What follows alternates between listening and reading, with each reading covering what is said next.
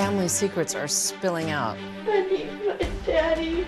A teenager with a strange demeanor. She's clutching a teddy bear. How can she be actually 18 years of age? And an even stranger story about her missing mother. I didn't know Bonnie was gonna go missing. Something happened to her. She didn't just disappear on her own free will. So you knew something was really wrong? Pretty much. Has she ever disappeared before? No. Whoever has my sister, please let her go. Maybe somebody saw her somewhere at a bus station, at a train station, in a cab, at the mall. Nathan, you've agreed to walk us through a few areas. We're running out of time. He said, at times I feel like I have the devil living inside me. Turns out Bonnie wasn't the only missing person in that household.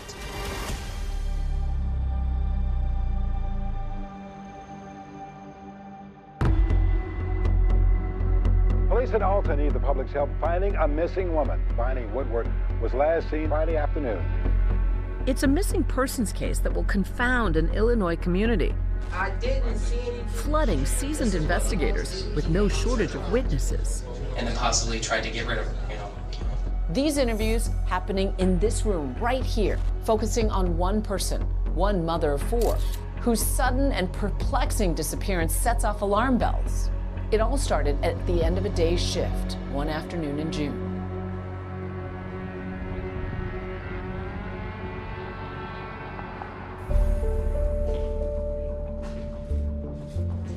Bonnie Woodward got off around 3 p.m. that day.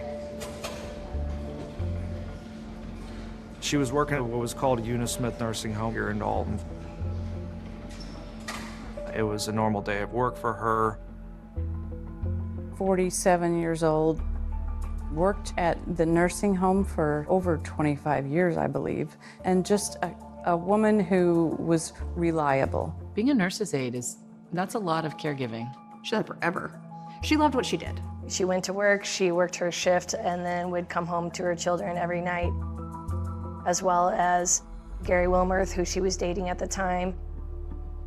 Gary knew that she had some sort of staff meeting after work from 2 to 3, so he really wasn't expecting her home until, 3:34. That boyfriend, Gary Wilmerth, says he tries getting a hold of Bonnie around 4 o'clock.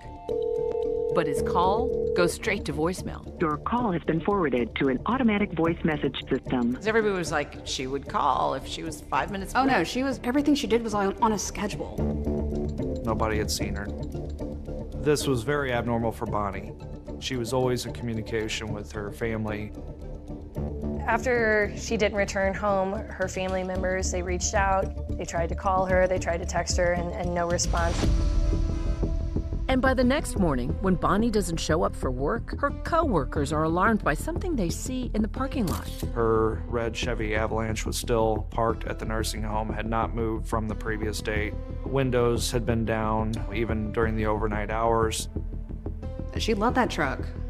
Like, she worked really hard to get that truck. She absolutely loved it.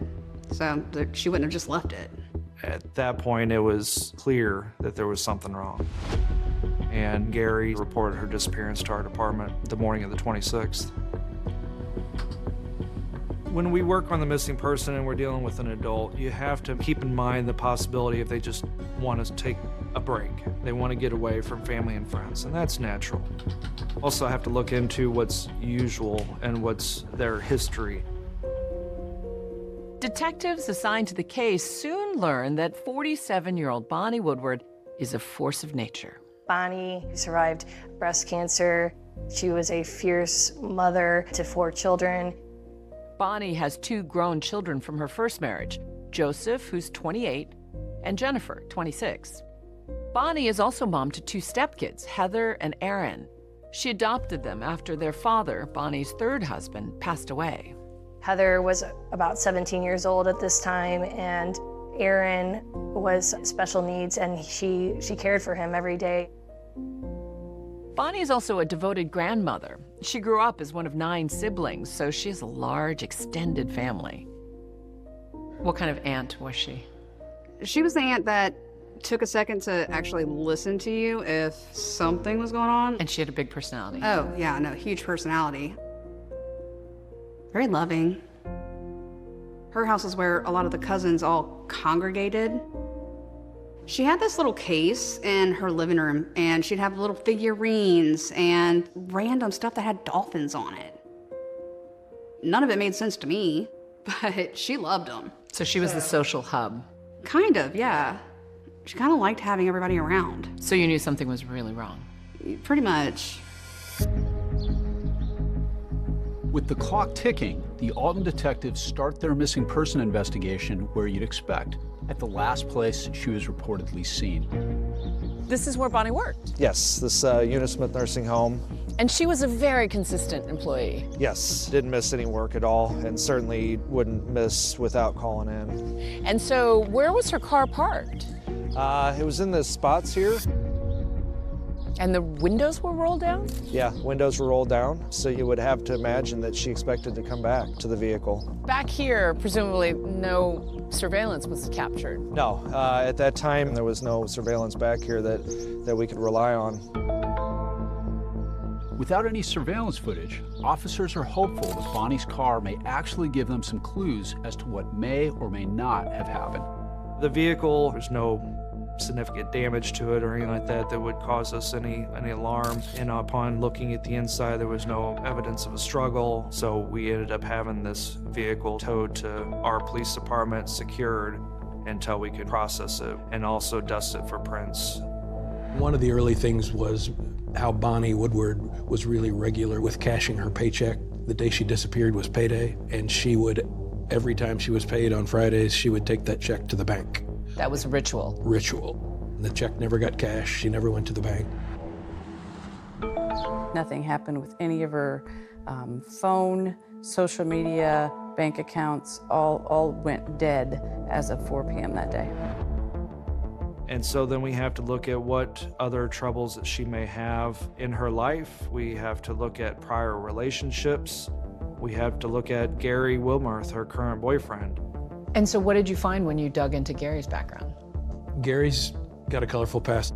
He's a convicted felon, and they've had some domestic issues.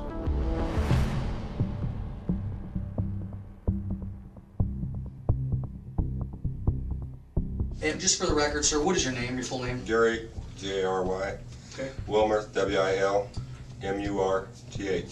Bonnie was the love of my life, and she was a good-hearted woman, and I mean, she put up with me, and I mean, that wasn't easy. When Gary's talking to police, he tells them that they've been an on and off couple for about 7 years. Everything good over the past 10 months between you two?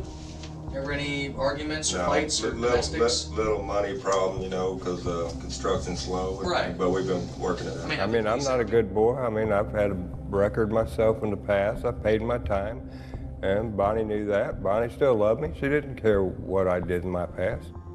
And these cops sure did. Have you heard anything from her at all since? Nothing. Nothing. Bonnie's daughter, Jennifer, alibied him at home. And Gary was waiting for her to get home because She said they were both there the whole day together. And ultimately, he did end up doing a polygraph examination and passed it.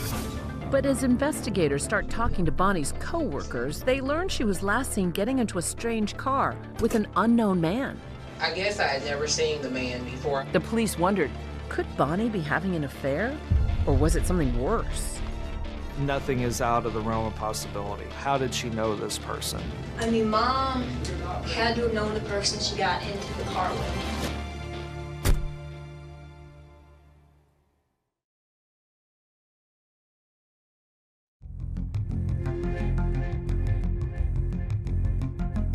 Going into its third day, a baffling mystery is unfolding in Alton, Illinois, a river town outside St. Louis. Nurse's aide and mom of 4, Bonnie Woodward, vanishes in broad daylight just before her 48th birthday. Alton, it's a nice little town. It's situated on the Mississippi River and the Illinois River. It has a vibrant downtown, a lot of history, and it's a great place to live and work. So, with no sign of Bonnie anywhere, her family goes to the media, her older brother tearfully pleading with the public. I want my sister. Somebody please call us and let us know what's going on. We don't know nothing. Nobody wanted this case solved more than her siblings. Whoever has my sister, please let her go. Bonnie's sister, Rebecca, and her niece, Rachel, don't hesitate to join in on the efforts, making the 700-mile drive to Alton from their home in Louisiana. Why were you concerned enough to get in the car and start driving? Well, because she wouldn't just not come home. I just remember having a stack of flyers and going around and putting them on every telephone pole that I could. The police naturally talked to the people that had last seen Bonnie. Can I get your last name? Bosley, B-A-U-S-I-L-Y. Wanda Bosley was one of the co-workers that worked with Bonnie at the Eunice Smith nursing home. We have to find out how Bonnie was during the day. Was she acting appropriate? Was she, upset about anything? Okay, and so you went into this meeting, she was in the meeting.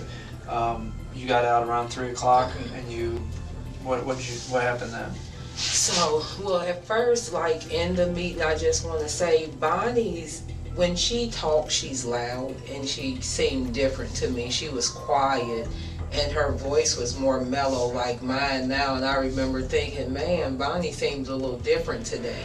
After that staff meeting, Wanda says she headed to the back parking lot to get into her car. Out of the corner of her eye, she spots Bonnie. And she's not alone. She was standing, like, say if this is the back of her truck, the guy was standing here. And I was looking, and Bonnie had walked up the side of her truck to the driver's door. And the guy was just standing there. I didn't see anything strange, but it kind of seemed strange because I guess I had never seen the man before. Can you describe the guy for me? He was a white male. He looked like he wasn't very tall, maybe 5'8", 5'9" or so. He was like a medium-sized guy. His hair was a salt and pepper, more grayer than black. Turns out, Wanda is not the only coworker to have witnessed this strange sighting. Multiple people report to police seeing this mystery man sitting in a gray or silver sedan similar to a Chevy Malibu, waiting for Bonnie to get out of her staff meeting. So the gray Chevy Malibu was directly to the right of her vehicle. Plenty of people saw him. Yeah, after the meeting, people would see her interacting with him outside both vehicles and ultimately got into the car with him. She did get into the car willingly, and it did not appear that she was forced or anything like that. Police in Alton need the public's help finding a missing woman, 48-year-old Bonnie Woodward. The information regarding the person that people had seen on that parking lot was crucial. She reportedly was seen talking to someone inside a gray or silver Chevy Malibu. So talking to the family and friends, did anybody like a past relationship match the description? You don't know anybody off the top of your head who would have a silver Malibu? Her ex-boyfriend, Chester, Nick Adams. Chester's dad has a 2009 Impala. If you put an Impala and the Malibu side by side, there's just a little bit of difference. It'd be hard to tell the difference. That's true. Who does this guy sound like to you? Chester McAdams. That's the only guy I can figure out that fits the description. It's Chester. I mean, I don't like to pinpoint a guy out, but Chester fits every description. And like the silver Impala, his dad has a silver Impala. Do you know that for sure? Yeah, because he used to date my mom. Chester McAdams piques the detective's interest not only because he dated Bonnie for a year, but he also has an extensive criminal record. Bonnie started to see him, and then I showed back up in the picture and ran him off. Me and Bonnie's been together probably 7 or more years. We parted about a little over 2 years, and that's when she got with that Chester guy. And you and Chester ever have words? Oh, big time. Big time hate each other? Oh, I mean, fist fights? I run into him in the bar. He was mad because me and Bonnie got back together. So I kind of thought maybe he was upset and might have did something to her. And sir, for the record, I just need your last name. McAdam. Capital M, small c, capital A-D-A-M-S. And your first, sir? Chester. With Chester, it was a very rocky relationship that Bonnie had with him. We'd break up, she'd kick me out, and I'd be gone for a week or so, and then I'd be moved back in. I've been down that road. Okay, so then, then it would be 2 or 3 months, and then I'd be kicked out again, and then back and forth. And then about 2 months before Gary got out, she kicked me out, and then next thing I know, Gary's living there. The family largely was saying, hey, you guys need to look at Chester McAdams. When we found Chester McAdams, he's got a beard, he's got a ponytail. Chester clearly doesn't match the description of the man co-workers saw days earlier in the parking lot with Bonnie. But what about that tip from Bonnie's daughter, Jennifer, who said Chester's father drives a silver Chevy Impala? Detectives want to talk it over with father and son. Do you ever drive his truck or Impala, anything like that? Do you ever allow him to borrow it for any reason? No. I would never ask my dad to borrow his vehicle. He'd say no. Well, I know it's saying no right off the bat. So, right. You know. Don't even bother asking. Don't even bother asking. Well, I mean, we're investigating this missing person.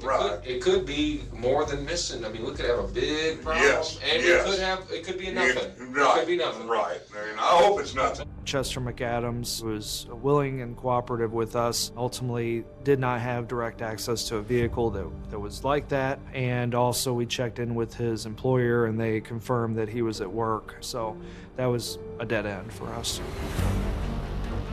The family of a missing Alton woman is now offering a $5,000 reward to anyone who can find her. You have crime in this area, but you don't have missing adults too often. We have people that run away, but they're always found. But this one, she just fell off the face of the earth. We need to find my sister. We're running out of time. Everybody knows the first 3 days is critical. With both Gary and Bonnie's ex cleared, detectives are hitting walls left and right. But they're about to be floored by some information that reveals a disturbing coincidence in the Woodward family. Turns out Bonnie wasn't the only missing person in that household. Correct. I need my daddy.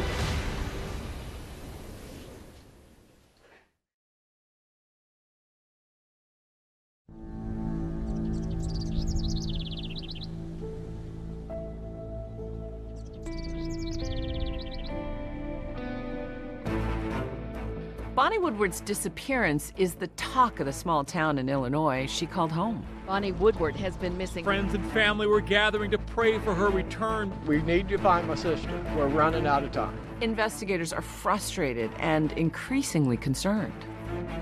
We were doing missing person flyers, talking to local media. We were trying to push this out there as much as we can. Maybe somebody saw her somewhere at a bus station, at a train station, in a cab, at the mall. We're trying to get any kind of lead that'll take us where we need to go. But they're all kind of wild goose chases. Right. It's as if she's vanished into thin air. Right, and it wasn't without leads. Somebody would say they saw somebody similar in Pontoon Beach, Applebee's in Kansas City, but none of them appeared to have much merit. We had to expand our investigation and look into everything about her life that was going on at that time. You discover, wait, she's not the only missing person in that household. Right, right. It turns out that her stepdaughter, Heather Woodward, had been reported missing to the East Alton Police Department more than a week before. East Alton Police Department, which is a separate police department from ours. So we were not aware of that at the time that Bonnie went missing. There was nothing 100% that told us that the two were linked. So at that point, we're having to do a dual investigation. This is a huge coincidence in a small town that a mother and stepdaughter go missing in the same house. Huge, huge.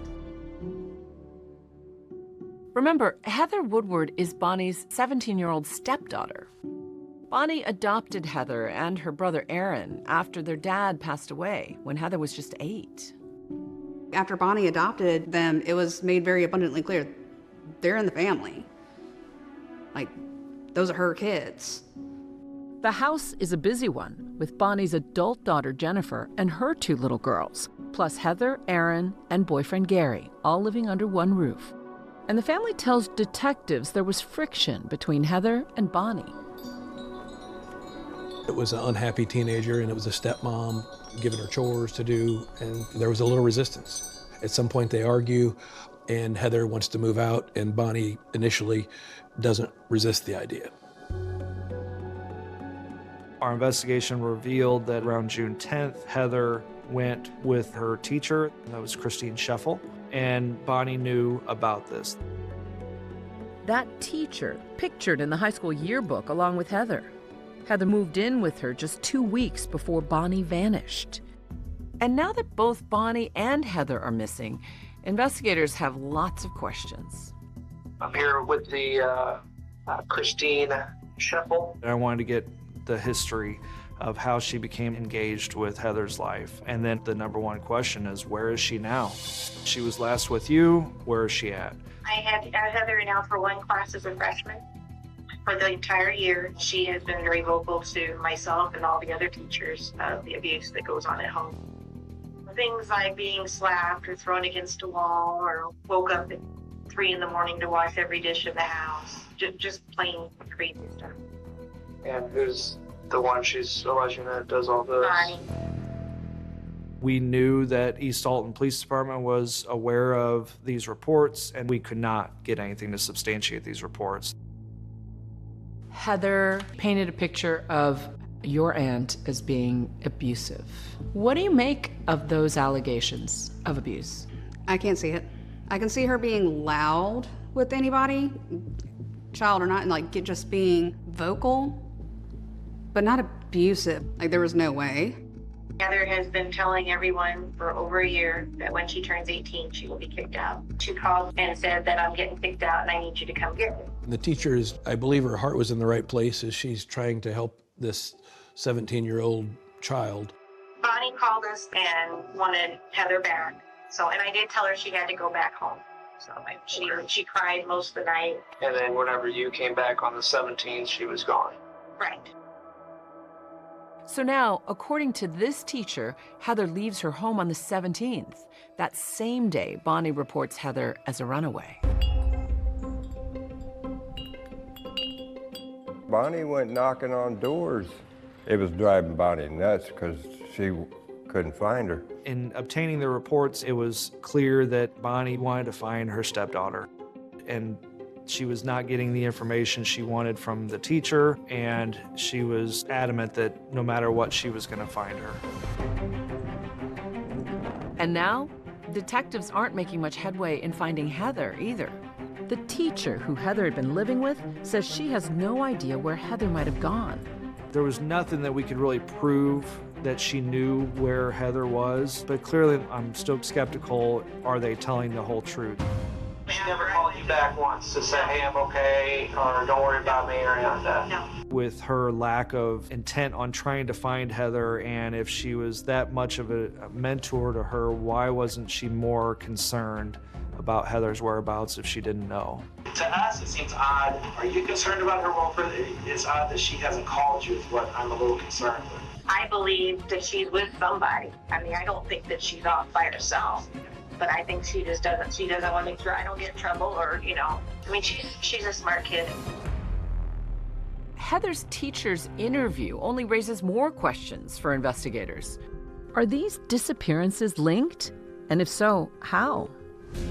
As investigators, you're fairly convinced that she might have had something to do with the disappearance, or at the very least, know something. We think the two events have to be linked some way. Two missing persons from the same house, one a juvenile and one adult, like you almost have to believe they're related. Like it's really naive to think they're not. After almost a week and no sign of Bonnie, her family's anguish turns pointed, lashing out at that mystery man from the parking lot. You let my sister go, and I'll come and get her. I want my sister. I felt like Heather had the answers that we needed. We believe she was the key to finding Bonnie. And that's when police get a game-changing phone call from a nearby library. I had heard it over the police scanners. It was very strange. It seems someone showed up there with a teddy bear and a story to tell. Pee, Mr. Bear.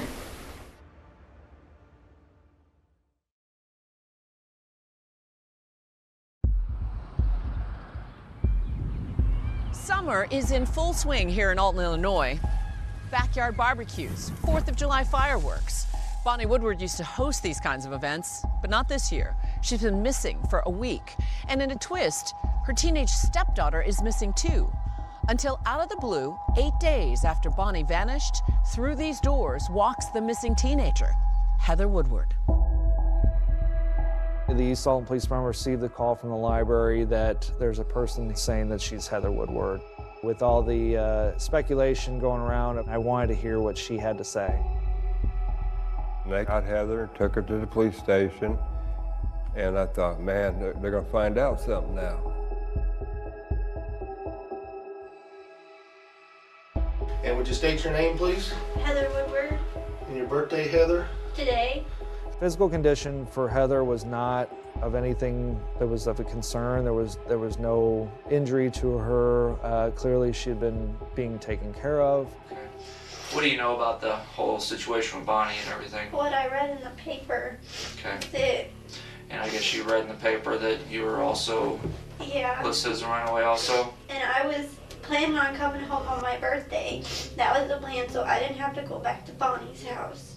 I was taken back that how can she be actually 18 years of age? Like these stupid, small, claustrophobic rooms. I need my daddy. I have to pee, Mr. Bear. But she's clutching a teddy bear. Yes. July 3rd is her 18th birthday, so she's a bona fide adult in the state of Illinois, but she talks more like a, well, I don't want to be insulting, but like a grade school student or a junior high student. I'm tired. I'm ready for my nap. I need my books. I need my books. I need my books, books. She showed up at a library. What did you think? That it was absolute. What do you mean by that? Like, why are you showing up at a library? Who brought you? Where did you come from? Where have you been? Something doesn't smell right. Pretty much. What made the decision that you would go to the library? Why not to the police department or something? Because I always go to the library. I walk there all the time, and I wasn't comfortable walking to the police station. Do you think you're in any trouble? I don't know. I'm scared. Yes, you had a lot of people concerned about you. We don't know what happened to you. We don't know what happened to Bonnie. I haven't talked to my mom. Heather's thought of it wasn't that big of a deal that Bonnie had disappeared. It didn't come across to me that she had a lot of concern about where Bonnie was at the time. What do you think happened to her? I don't know. I thought that maybe she hid to draw me out, and then she'll come out now that she knows that I'm home. That's what you thought? Why would you think that? Because sometimes that's just the way Bonnie is, and she can be mean, and I don't know, she's just mean. You know, I gave her the safe space to talk to me about situations in the home, and pretty much the extent of it was that she was being made to do chores and clean the house. You know, typical things that I think a lot of teenagers and youths do and should be doing. Because I'm not going back there to be slave labor and a free babysitter. I just couldn't do it no more. From what she told multiple people, she was being physically and verbally, mentally abused. You know, it doesn't go beyond the realm of possibility that maybe she was embellishing more about that relationship between her and Bonnie to pull the heartstrings of people that, you know, were close to her, that could be of assistance to her. And one of those people, police begin to realize, may have been that teacher, Christine Scheffel, who took Heather in. Miss Scheffel's been there for me for 4 years. And she was afraid for me to go home because Bonnie can be mean and sometimes she hits. There was an investigation into Bonnie's parenting. Yeah, it's DCFS, Department of Children and Family Services, and they had been involved before. And what did they find? It was unfounded. There's no evidence of significant abuse. Do you think Heather was manipulating adults into thinking that her stepmother was evil? I don't know if she was intentionally manipulating adults, but that was definitely what happened. One thing's clear to investigators. Heather was in someone else's care in the 2 weeks after she left that teacher's house, during that critical time when Bonnie went missing. So now, of course, detectives are curious. Who was she with? And why is Heather protecting them? And then I went to stay at a friend's house. Okay, and who was that? Just a friend. I don't want to get him in trouble. So, just a friend. They helped me. And they knew the situation, so. Well, you know I have to ask who it is. She was very resistant to talk at all about where she had been or what she's been doing and who with. They're not gonna get in trouble, are they? Well, I don't know about that. They don't know nothing. They don't like Bonnie. I don't want to know where Bonnie's at. And as seasoned investigators, you thought she's hiding something? Yes, and we had to push hard enough to get that information. They told me they didn't know Bonnie was missing, and I don't want to get them in trouble. And then it'll be all my fault. I didn't mean to cause no trouble, and I didn't know Bonnie was gonna go missing. So now, another layer to this mystery. She was painting a pretty ugly picture of her stepmother. And might that have motivated somebody to try to protect her? Sure. Are they just good Samaritans or something else? There's maybe more to this than just taking care of Heather. The trail will lead detectives down these winding roads into truly uncharted territory. We didn't see that coming from a mile away.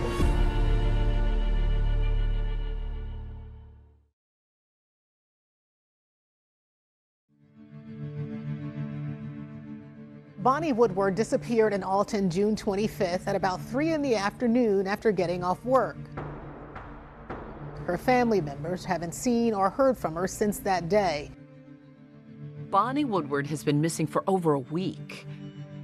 Her boyfriend of 7 years, Gary Wilmerth, says he catches glimpses of her in every passing stranger.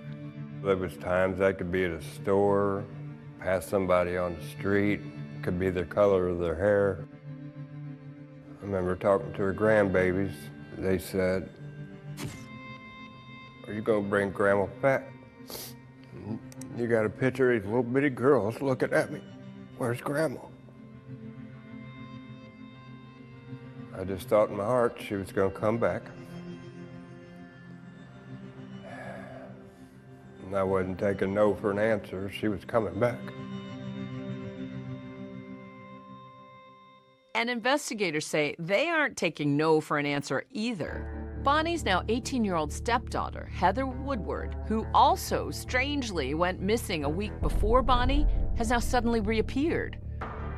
Okay, Heather, we just need to ask you a few things here. After hours of questioning from detectives, Heather seems finally ready to reveal the identity of the people she says helped her run away. They're not gonna get in trouble, are they? I don't know about that, but I want to at least know where you been. I want to make sure that you were safe. I stayed with some people from the church. Do they have any kids your age? Nathan. He's my best friend. Okay. So is Nathan Carroll's family?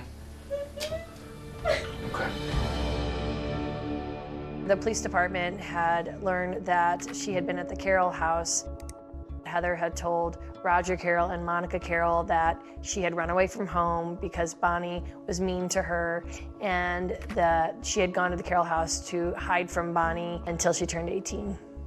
Both Monica and Roger were in the medical field, and their son Nathan was a typical 16-year-old high school student. There was no criminal history on record for them, no police involvement, no arrests or anything like that. The Carrolls go to the same church in Wood River, so the Carrolls get to know Heather, I think, on church-related activities. And one of those church activities they went to, a graduation party for Heather and other seniors, just 2 weeks before Bonnie went missing. We obviously had to explore the avenue of, are they involved with Bonnie? I think the police were like, well, they had, Heather at the house, then what else do they know?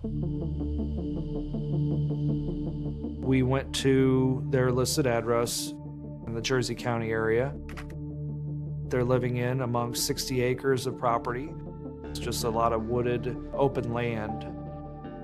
What jumps out at you about Roger Carroll? He's in his 40s with the brownish gray hair, 5'10"-ish. His primary car is a silver 2005 Chevrolet Malibu, which is the suspect vehicle description. We tow the vehicle to our police department and ultimately process this vehicle for any evidence related to our case. This investigation is now shifting into high gear. Monica and Roger Carroll come in for questioning. You are Roger William Carroll, Jr. I don't want to answer any more questions until we speak with our attorney. Okay. You decided to invoke your right to counsel, correct? Yes, sir. Heather Woodward, Bonnie's stepdaughter, is also called in again the very same day and pressed for more information about the day Bonnie went missing. What do you know about Bonnie leaving and what happened whenever she left or was? The bed in the paper, I mean, I know that she got in a car with some guy and they drove off, that's all I know. Did they talk about the car? Yeah, it was a silver and gray car, Malibu. That's Okay. it, that's all I know. Does that I know. sound like any car that you're familiar with? No. Besides Roger's car. But Roger wouldn't hurt a fly. Investigators then confront Heather with a new piece of information. They found out that she and the Carrolls were together at a lake house in the days just before Bonnie went missing. They went down to Monica's parents in Goreville, Illinois, on a small trip, just the four of them. And detectives grow even more suspicious when Heather shares that Roger and his son Nathan returned home by themselves on the same day Bonnie disappeared. Roger and Nathan came home on Friday. We came home on Saturday, me and Monica. Why did they leave on Friday? Monica told me that he just wanted to get home, and he made Nathan go with him. He brought Nathan with him, got up and left at 7 o'clock in the morning on June 25th, Friday morning, the day Bonnie disappeared. Now, the question I have here is the guy that meets with Bonnie up at the nursing home, he's in a gray Malibu, silver gray Malibu.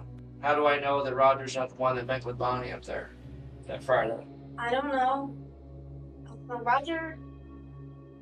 Bonnie's never met Roger, so I don't know why she'd get in the car with him. What if he told her, hey, I know where Heather is. Why don't you come with me and you pick her up? I don't... Do you think Bonnie would have gotten in the car with him then? No, she doesn't care about me. So you have a lot of circumstantial evidence, but nothing that cracks the case open. It is all circumstantial. There wasn't enough to link Roger Carroll or Monica Carroll to Bonnie's disappearance. However, both of them at that time were charged with harboring a runaway. Both Roger and Monica plead not guilty to this charge, but this turns out to be a helpful tool for investigators. In getting those charges, we can also get fingerprints, we can get photographs. And then you put Roger in a lineup. We did. We used this mugshot primarily with the employees at Unismith. And that did not come up with a match. It did not. That resulted in no positive IDs. The family members must be chomping at the bit at this point. They are, but sometimes the cases move when they want to move. Did you feel like there had to have been somebody out there that knew more than they were saying? I think anybody that is just trying to locate a loved one often feels like somebody's not talking or somebody's lying. Summer winds to a close without Bonnie Woodward and without answers, until news of a body found on the banks of the Mississippi River here in Alton, Illinois, leaves her loved ones holding their breath. Every time a body comes up, we call. 51 days exactly. She's been gone, and we have not one solid answer. That body, it turns out, is not Bonnie Woodward. But a break in the case is coming. The lab results from Bonnie's abandoned truck are back, and the results are stunning. The crime lab comes back with a very significant hit. Yes. You understand what we're trying to tell you right now? There's new physical evidence in this case. I said, we have to jump now. This is our time. I'm thinking I'm gonna die. It's crazy, absolutely crazy.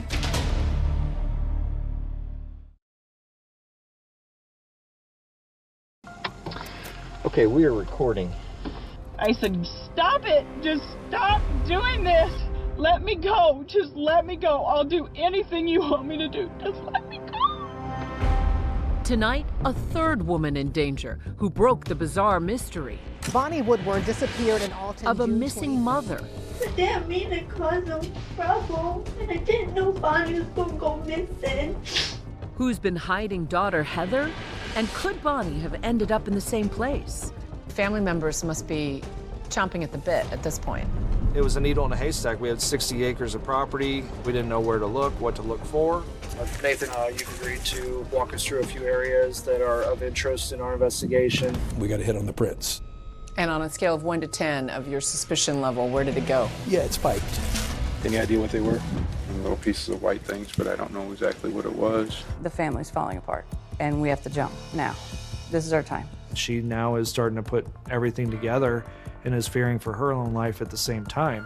He said, I have killed for you. I have killed for you.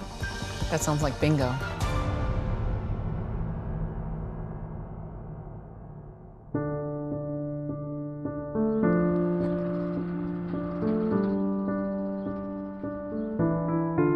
Summer has turned to fall in Alton, Illinois. 48-year-old mom and nurse's aide Bonnie Woodward hasn't been seen in over 3 months. That's an eternity in a missing persons case. We didn't know technically if she was alive or dead in the months that followed. None of her family members heard from her. But the Illinois State Police Crime Lab has been busy processing evidence, including fingerprints found on Bonnie's truck. In September, prints come in. Right. I got a phone call from my evidence technician who told me we got a hit on the prints. It's Roger Carroll's. So Roger Carroll's fingerprints are on this driver's door. And on a scale of 1 to 10 of your suspicion level, where did it go? Yeah, it spiked. Roger Carroll is brought in again for questioning, while police, now with probable cause, conduct a massive search at the Carroll sprawling rural residence. It was a needle in a haystack. We had 60 acres of property. We didn't know where to look, what to look for. Neighbors are stunned by the police operation. It's crazy, absolutely crazy. Couldn't believe it, the amount of police that were coming by. And we had more than 60 police officers. Multiple agencies. We had a lot of people. We had cadaver dogs. And an airborne search. And an airborne search, yes. Oh, there was probably close to 30 firearms at this residence. Multiple crates of ammunition were also seen. Oh, I thought they was gonna find a body or something. The cadaver dogs did alert on certain areas of the property, but subsequent digs of those areas revealed no results. Meanwhile, this time in the police interrogation room for a second interview, Roger is more chatty. My mom, she's like, oh my God, did you do this? I'm like, Mom, no, I didn't do it. Roger tells investigators that he invited Bonnie's daughter Heather to stay with him and his family, only after becoming concerned about her account of a troubled home life. So then Heather calls you guys? Yes. I could hear her crying. She was just frantic, you know. Right. Oh my God. Bonnie called and said that she's going to come get me tomorrow, that I have to pack my stuff up, and you know, I don't know what I'm going to do. And Right. So she kind of played on your soft hearts and said, can I come stay there? Well, she never said, can I come stay? Just to be honest about it, I'm the one who said, hey, you know, this is a bunch of crap. Why don't we just go, you know, she can stay with us. Okay, okay. I'm the one that said that. As far as Bonnie, you've never had a conversation with that woman, and you've never been face to face with that woman. You know where she lives, but you've never, other than you've driven by there, but 2 times, right?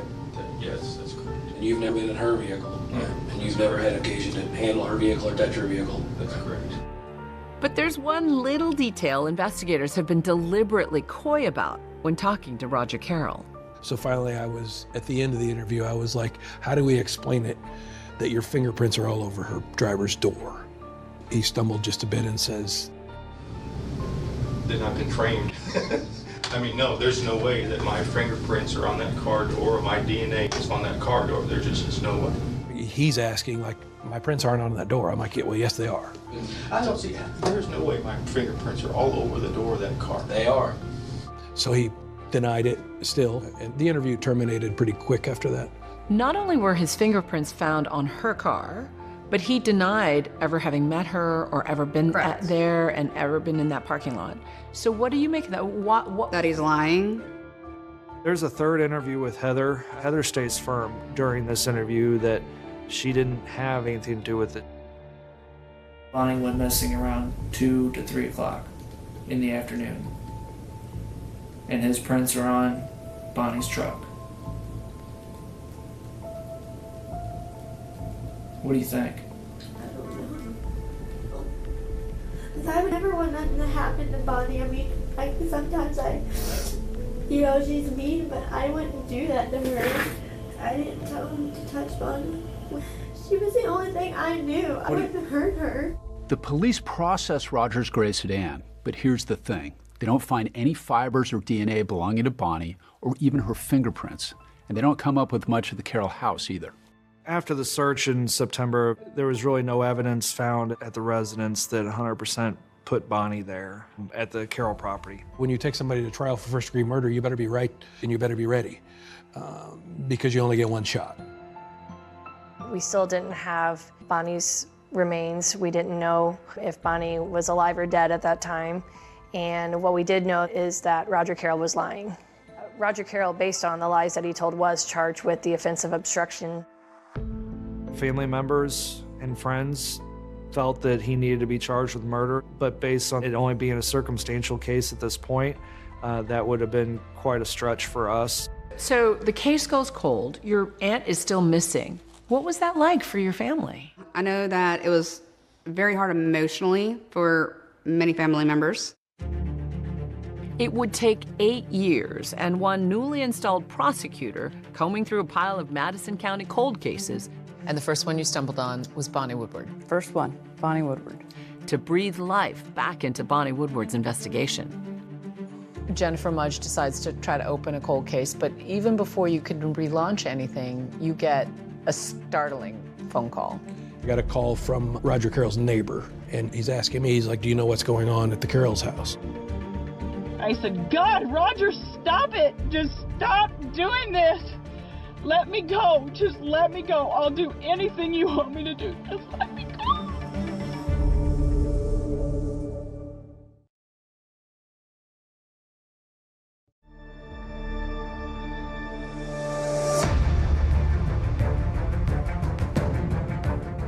I'm fighting. I'm fighting with everything that's within me. What are you thinking at the time? What am I thinking? I'm thinking I'm going to die. Roger Carroll had been charged with obstruction of justice in the disappearance of Bonnie Woodward. But now, 8 years later, he's being accused of something else altogether by, of all people, his wife of over 30 years, Monica. In March of 2018, we received information from the Jersey County Sheriff's Department that there was a domestic situation in which Roger had caused injury to Monica. I didn't know his connection, right? I didn't know this was the Bonnie Woodward suspect. So I went the next day, met her several hours from here where she was kind of hiding out and interviewed. Okay, we are recording. He told me I was fat, disgusting, so fat and disgusting that nobody would want to have anything to do with me. The first thing you notice on the dash cam is A, the injuries to her face, and B, beyond the injuries, just the fear. She said for the most part it was a good marriage until there was some infidelity like a few years prior, and she had recently figured out more infidelity and then had filed for divorce. He was really withdrawn after served him with the divorce papers. I thought he would be happy because just a couple weeks before he said, I want a divorce. They had separate bedrooms, but while she slept in her bedroom, she not only locked the door, but she put a dresser up against the door because she was scared. Monica tells Detective Nick Manns about the alleged attack, in which, as she's getting ready for work, she says Roger corners her in the laundry room. Roger is looking out the garage door, like making sure Nathan has left. And he turned and he acted like he was going to have normal conversation. And he reached over to the back of my head, grabbed my hair, and jerked me, and then dragging me around by my hair with his right hand, he was hitting me in the head with the taser gun. And how do you know it was a taser gun? What was it doing? Because it shocked me. So he drags it up your neck? He drags it up my neck. He looked shocked. And I was screaming, Roger, don't do this. Roger, don't do this. I started screaming, Nathan, Nathan! Screaming for Nathan as hard as I could. Screaming for help. Nathan, unfortunately, had already left early for work. So then I knew all my help was gone. And I remember when he hit me up here, he hit me and drug. And the shocked look on his face. I said, God, Roger, stop it. Just stop doing this. let me go. Just let me go. I'll do anything you want me to do. Just let me go. And he had this shocked look on his face. It's like he was surprised that I was still talking. Monica says she somehow manages to get a hold of the taser and throws it into the next room. You still have some abrasion and some little swelling there. I had blood pretty much every place that these things are. I had blood smear. All these red marks are from your fight with him. These are from him. During this time, Monica does what so many victims unfortunately have to do, but it's a survival thing, is how am I going to get out of the situation? And she starts to de-escalate it slowly, verbally de-escalate the situation. I was just thinking, don't get him agitated, talk him down. And I said, Roger, you've been a good dad. You were a good husband, but you're not the man that I married 30 years ago. And he'd said it before. He said, I know, I'm not that same person. He said, I am a monster. He said, I have so much anger and hate in me, and I can't control it no more. He said, at times I feel like I have the devil living inside me. Eventually that got to the point where he allowed her to get up and get ready for work and go. As soon as I got in my car, I hit the lock button, put it in reverse, and took out. Then she provided us information that she knew him to possess firearms, and she believed him to be suicidal at the time. He says, I've been thinking about just going out into the woods and never coming back. Detective Mann says he went to search for Roger the morning of the alleged attack.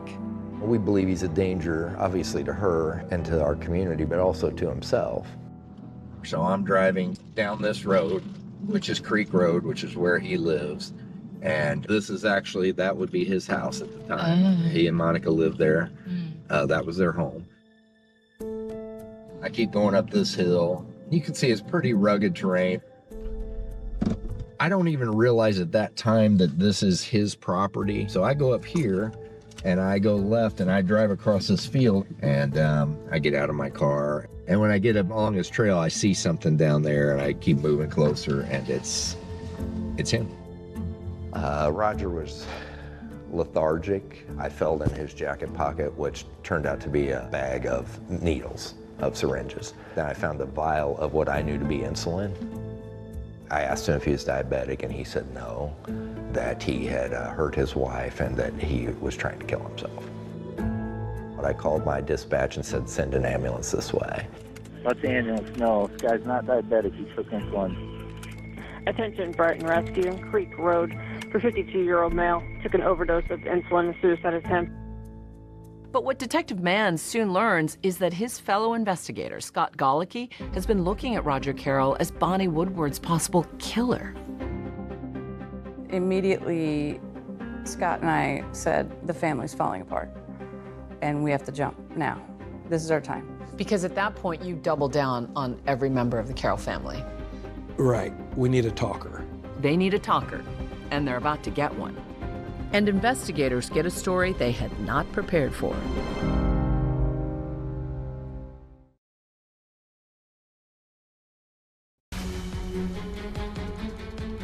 Newly installed prosecutor Jennifer Mudge is working hard with police to try to solve Bonnie Woodward's cold case. They believe they can break it if a Carroll family member talks. As detectives are talking to Roger Carroll's wife, Monica, they get intriguing new info. She remembers her husband taking a peculiar interest in Bonnie Woodward's daily life before she disappeared. Monica talked about conversations that she thought was odd about where specifically Bonnie worked, what type of work schedule she had. I don't remember what shift she worked or, the days, but I remember those were in conversation. I just remember thinking that it was very odd that he's asking all these details. She now is starting to put everything together and is fearing for her own life at the same time. Looking back on it now, I've been scared for a long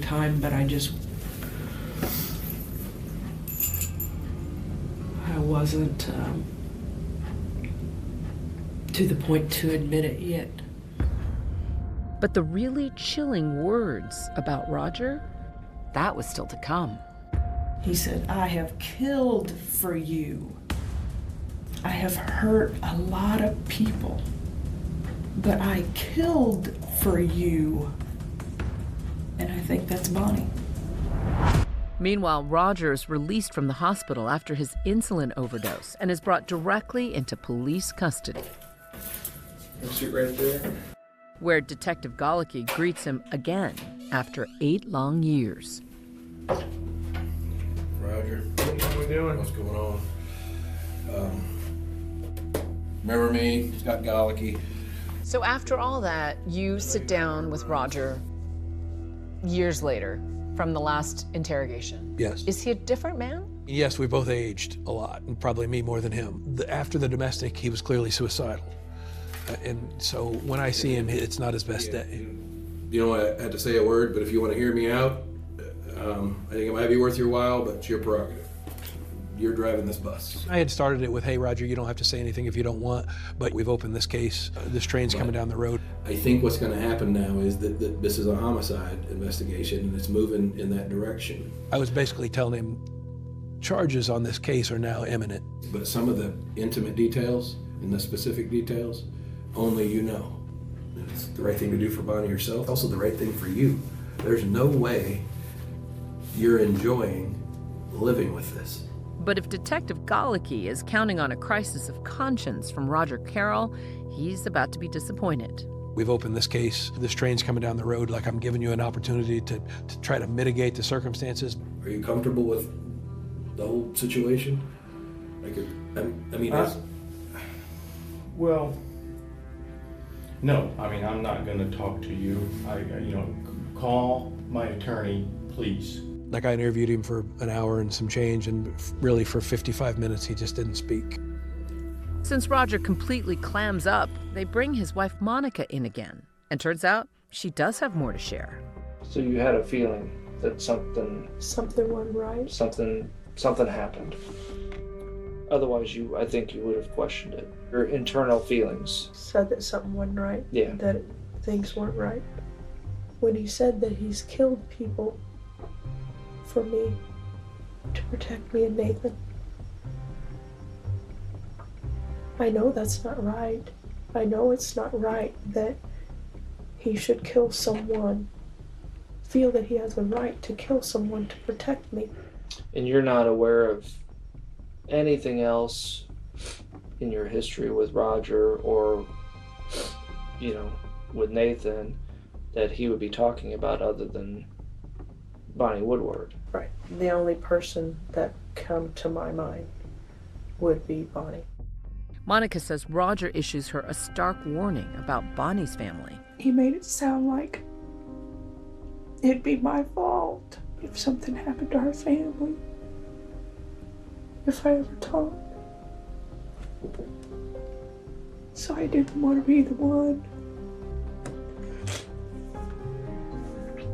to be the cause of our family being torn apart.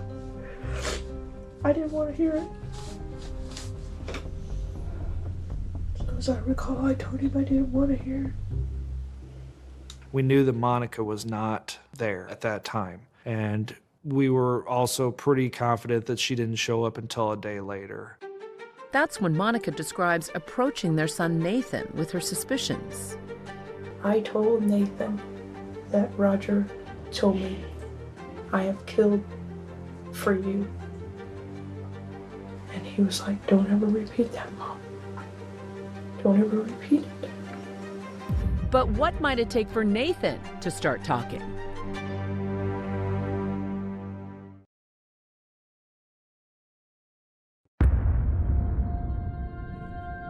Investigators are drilling down on the Carroll family, and the story of what they think might have happened to Bonnie Woodward is beginning to take shape. Monica, she's not present. She's not a co-defendant on the incident. I honestly do believe that he did away with Bonnie Woodward. I don't know how. I don't know how. We doubled down on the theory that Nathan was likely with Roger at the time that Bonnie disappeared. Nathan was 16 years old at the time that this crime was committed. Nathan is now 24. You're talking about a kid versus an adult. So I think maybe you focus on him. We made several attempts to talk to Nathan, and he refused to talk to law enforcement. We served him with a subpoena to come testify in front of the grand jury. I made a decision to grant him immunity at the time if he would tell us the full truth. And then fate sort of took over from there. What did he say that tipped his hand to you that he was about to spill the whole truth? He held up the immunity paper and said, "This is good no matter what I tell you." And I said, yes. He put his hands on the rail, and boy, that testimony was gripping. He broke down and he started crying, and he said he was going to tell us everything. That's kind of a thing maybe you see on TV with people breaking down in the courtroom and spilling the beans in the courtroom, but it really never happens. But it did. Sitting in the room was 12 grand jurors, myself and Jennifer, and Nathan's attorney. It was absolute silence. You could hear the clock tick.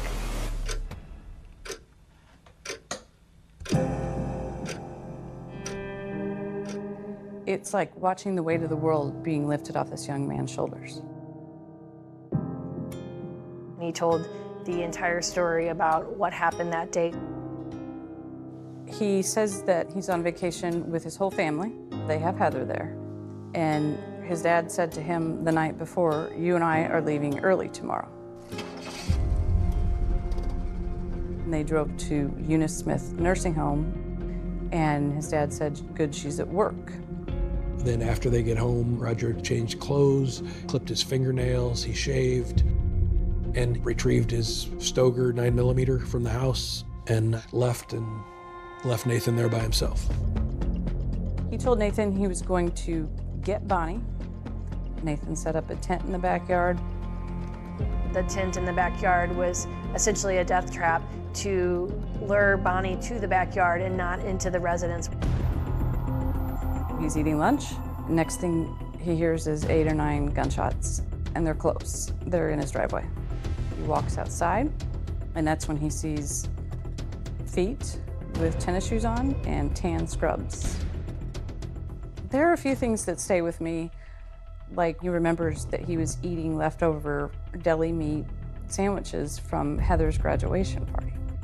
If you're making a story up, you don't go that detailed into what kind of lunch you're having.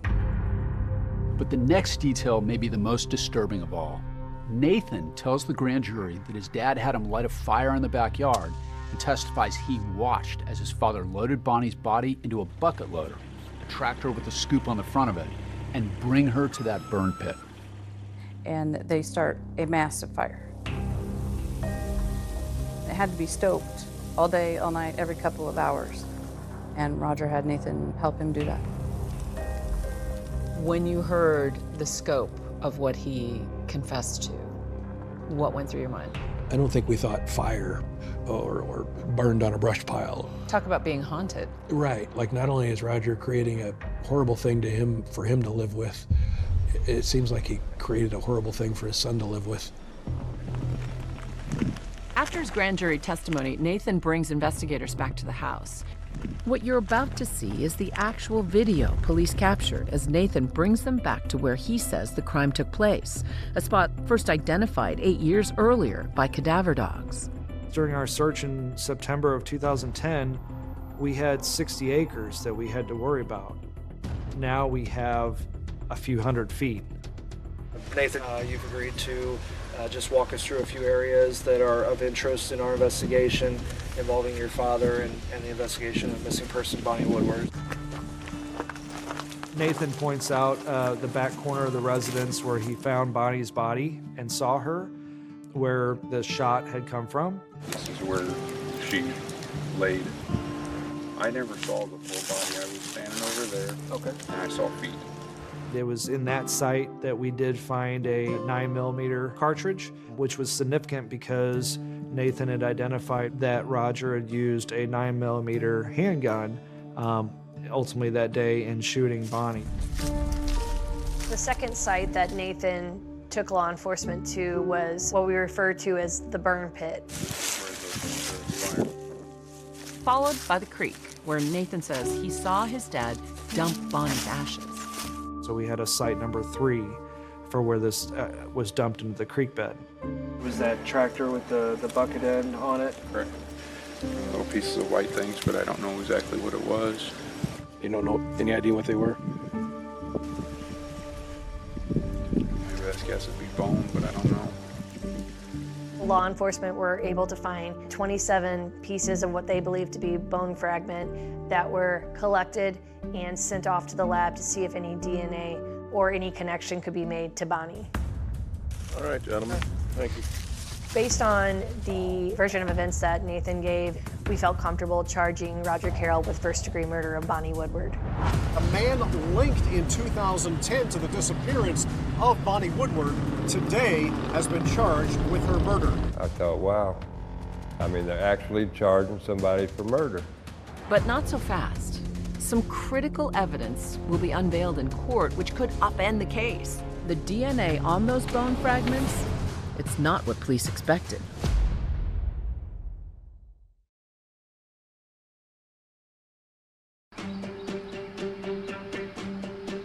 Roger Carroll pleads not guilty to the murder of Bonnie Woodward, but he's facing some tall odds.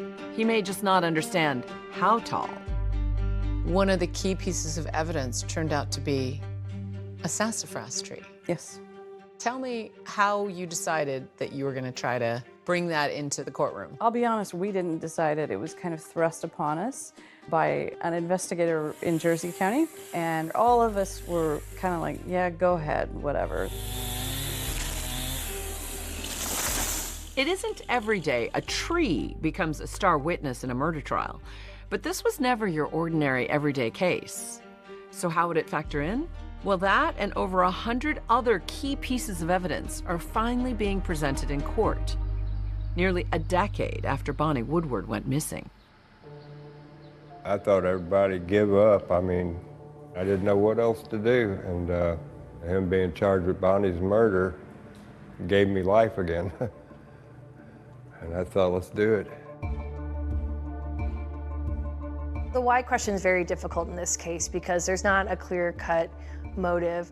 Given what you were up against, the fact that you didn't have a body, you didn't really have a motive, you didn't have a weapon, how confident were you that you could get a guilty verdict? My partner and I said this is just never going to get any better. We have everything we're ever going to get, so we thought we'd swing the bat. In my years as a prosecutor, I did 5 cases where the victim's body wasn't found. And it's a gamble. So sometimes what you'll do in lieu of that is you have the person declared dead. It can, depending on the case, really help the jury. We took note that now it had been 8 years that Bonnie had not been seen. So one of the first steps we had to take was to have Bonnie officially declared deceased. And we're able to obtain a death certificate based on the circumstantial evidence that she had not been seen. My name is Jennifer Schock, and I was juror number 2. What had you heard about the case? I hadn't. I truly came in there not knowing anything prior. And when you realized how big a case you were deliberating on, what was your reaction? A little nervous to have that much pressure put on me to basically decide somebody's future. In opening statements, the prosecution detailed what they say happened during Bonnie's kidnapping, including the fact that Roger Carroll's fingerprints were found on her car. They also brought in Roger Carroll's suicide attempt. The jury must decide if Roger is guilty of first-degree murder. The earlier charges against him and Monica for harboring a runaway, Heather, would be dismissed. The defense opened up by vowing to poke holes in the state's case, particularly taking aim at the son, Nathan Carroll, telling the jury his story changed only after being granted immunity, or what they called a golden ticket. Nathan was on the stand for a good 2 to 3 hours, maybe more. I mean, just like in the grand jury, you could hear a pin drop in that courtroom while he's testifying. Because family secrets are spilling out in this courtroom. Yeah, I mean, he's telling a cold, hard, disgusting story that clearly there was no doubt that was truthful. Nathan testifies that he heard gunshots and told the jury in gruesome detail how he helped his father burn Bonnie's body. I think Nathan realized his dad tried to kill his mom, and that's just crossing a line. If you think about Nathan, he is a child, and he's being controlled by dad, and he witnesses something horrific. The son, Nathan, testifies.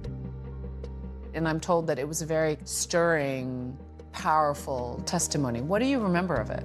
I remember that after Nathan testified, it was completely silent. It was just a silence through the whole entire courtroom afterwards.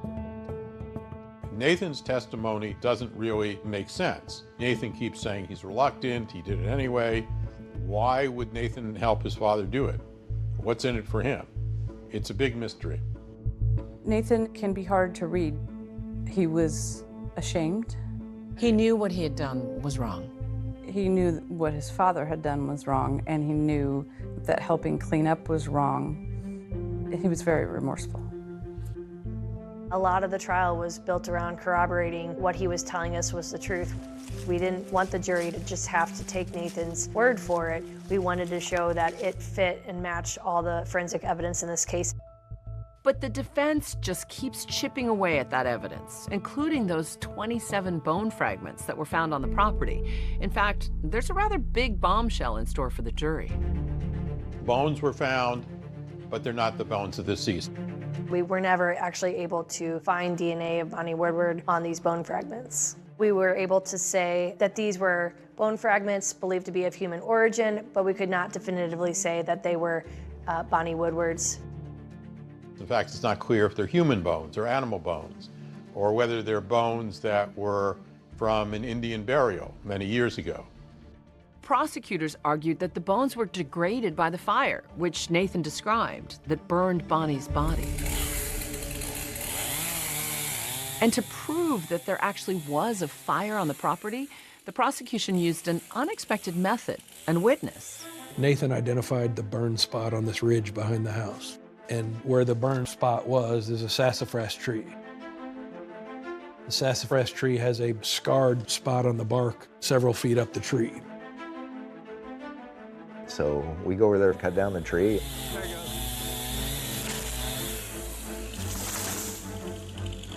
Cut slices out of the tree. We sent him off to a botanist. He examined the tree, its age, its growth rings, and said that tree was damaged in the early growing season of 2010, spring or summer. That tree damage, according to the testimony of a botanist from the University of Wisconsin, was reminiscent of a fire and appears to have happened at the same time Nathan claimed Bonnie's body had been burned. As a prosecutor, why is that critical? That fire, others have testified, had to be quite large to burn a body like that, down to the fragments that we found. There's a question, was there actually evidence of a fire? Or is it a fire around the time of 2010? Or is it not a fire? That's questionable. Heather Woodward, Bonnie's stepdaughter, takes the stand and tells jurors that she told Roger about Bonnie's whereabouts and her work schedule. How did Heather do on the stand? What was her testimony like? It was pretty short, and I think the way that Heather was in the police interviews is the way she was on the stand. Because I never want nothing to happen to Bonnie. I mean, sometimes, she's mean, but I wouldn't do that to her. Her testimony, it pretty much tracked with that, but it was clear to those involved that she had not participated in her mother's death. What made her cry on the stand, do you remember? Every time she cried, it was because she said, I never wanted this to happen to Bonnie. I never meant for this to happen to Bonnie. Bonnie's boyfriend Gary took to the stand too and told the jury about what was lost when Bonnie's life was cut short. He wouldn't look back at me for nothing. I kept looking across where he was, and he wouldn't look at me, so I started talking to the jury to my right, and I said he took away a good woman, mother, I let them know what kind of person Bonnie was. I have an old supervisor, before I started my very first no body case, which I'll never forget, he said, always remember, the jury can see the soul of your victim reflected in the eyes of those who love them. When it was their turn, the defense team laid out a case that pointed the finger at Nathan as Bonnie's killer and argued that without him and the so-called golden ticket, the state's case was just circumstantial. Nathan didn't have a choice. If Nathan didn't help his father dispose of this crime, Nathan's a dead man. And let's not forget, he was a barely 16-year-old boy. Roger did not testify at trial. It's his choice whether or not to testify, and he decided not to. He was advised not to testify. Many attorneys advise their clients not to testify because, for one thing, they think it will shift the burden. They think the jury's going to look at whether they believe the defendant, and suddenly the defendant has to prove his innocence, which he normally doesn't have to do. After 5 days, the case is now in the hands of the jury. It was back and forth all the way. Those moments are always very tense. We would get close, and then somebody would say something else, and then it would throw everything off. What was the hang-up then?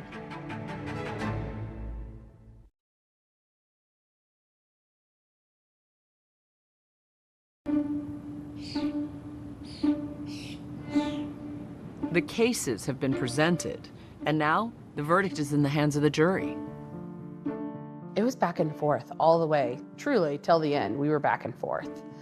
And we thought we would get close, and then somebody would say something else, and then it would throw everything off. What was the hang-up then?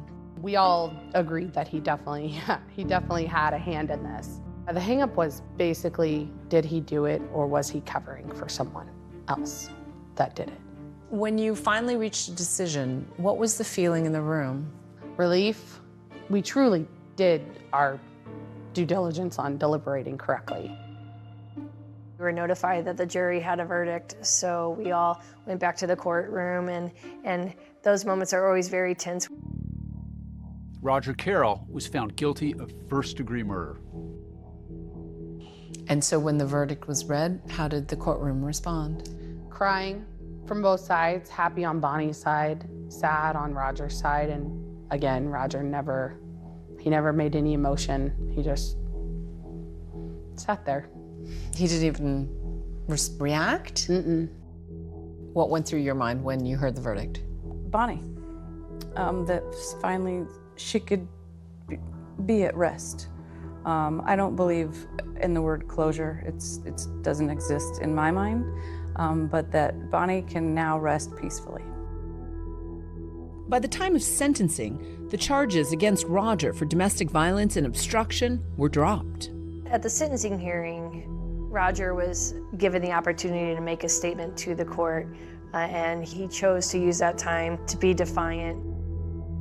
He said, I don't have anything to be sorry for. I won't apologize because I've done nothing wrong. And that says a lot about his mindset. Sure does. When I heard the jury found him guilty, that was a blessing to my ears to hear. Wish he could have got more time than he did. He was charged with first-degree murder while using a firearm. He received 40 years in the Department of Corrections for the murder, plus 25 years for the gun enhancement. At least they did lock him up, and I give him that. The police finally making him pay for what he did.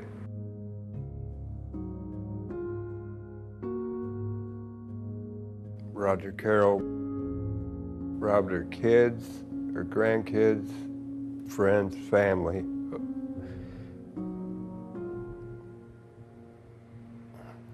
But we won't never forget her, and we won't forget him. People describe her as somebody who had a really loving heart. Oh no, she definitely did. Like, even, especially with family, like, didn't matter what you did. She would figure out a way to just make it better. You really loved her. Oh yeah, like, she was great. Sometimes I'll look up at the sky and tell her I don't know if I'll be there, but I hope someday I will and see you again.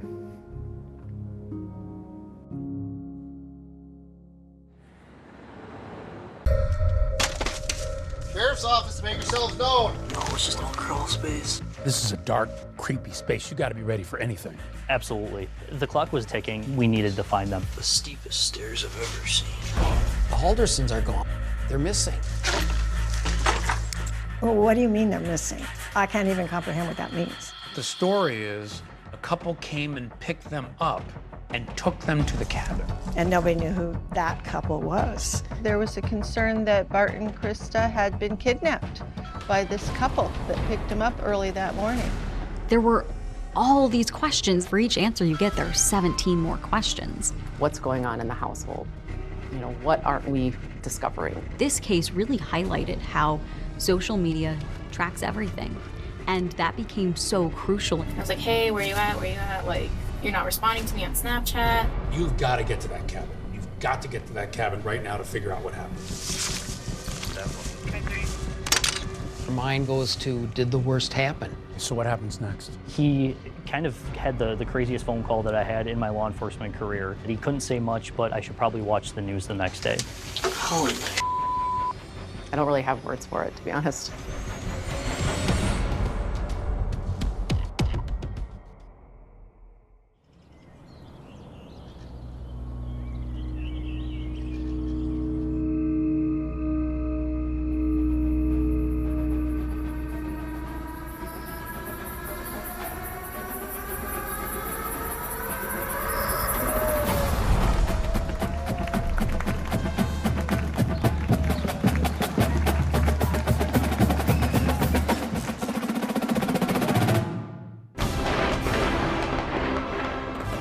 Of July. It's a day when people come together to celebrate our independence and the spirit of America. And that's what you'll see in Madison, Wisconsin. 4th of July celebrations have been going on all weekend, but of course Americans are going all out today. The lakes are really core to the identity of Madison. Just being around water, being around nature is really big to a lot of people here.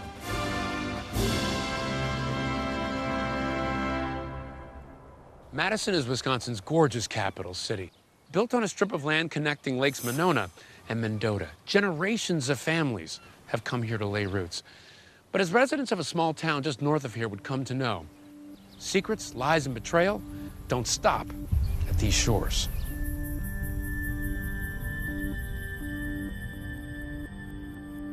Bart and Krista Halderson lived in a community called Windsor, just north of Madison. Everyone who knew the Haldersons loved them. We used to have a horseshoe league. Bart and Krista were on a horseshoe team. We competed against them 2-3 times a year. And just being neighbors, they were just people that ran into all the time. Absolutely salt of the earth people were Bart and Krista. Their house always looked good. It was well manicured, it was well mowed, it was always taken care of. There were competitions in the neighborhood about who had the best lawn and who cared the most about their yards, and Bart cared about his yard.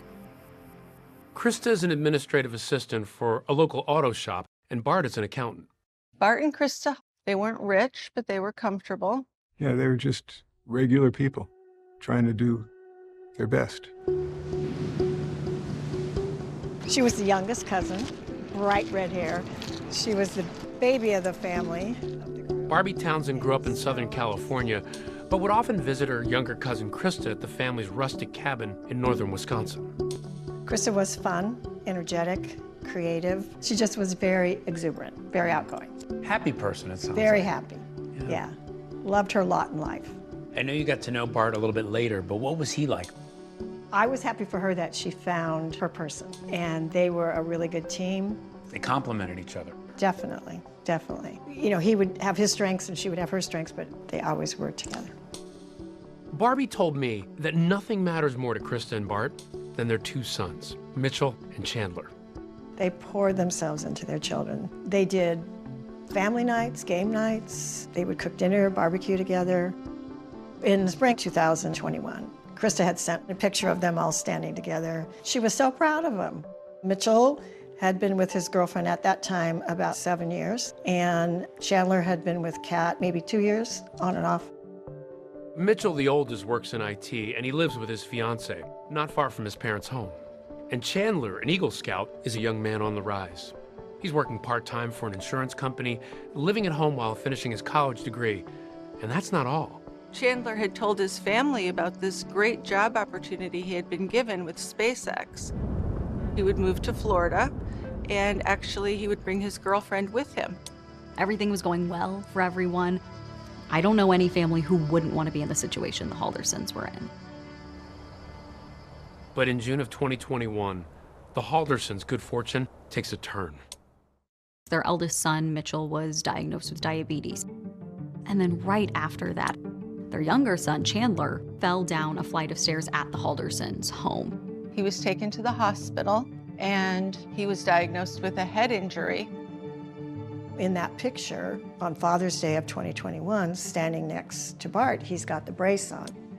His neck was injured and was going to affect his ability to walk. He might have a colostomy bag, he couldn't fly, so he couldn't go back to Florida for the job. Like his whole life was going to change because he had this fall. I know once he was in that neck brace, his job situation with SpaceX was kind of pushed on the back burner. It seemed like he would not be able to take the job at SpaceX. He wouldn't be able to help around the house.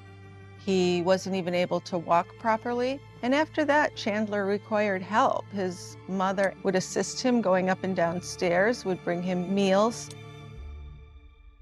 Although Krista doted on her sons in their time of need, she rarely missed a day of work.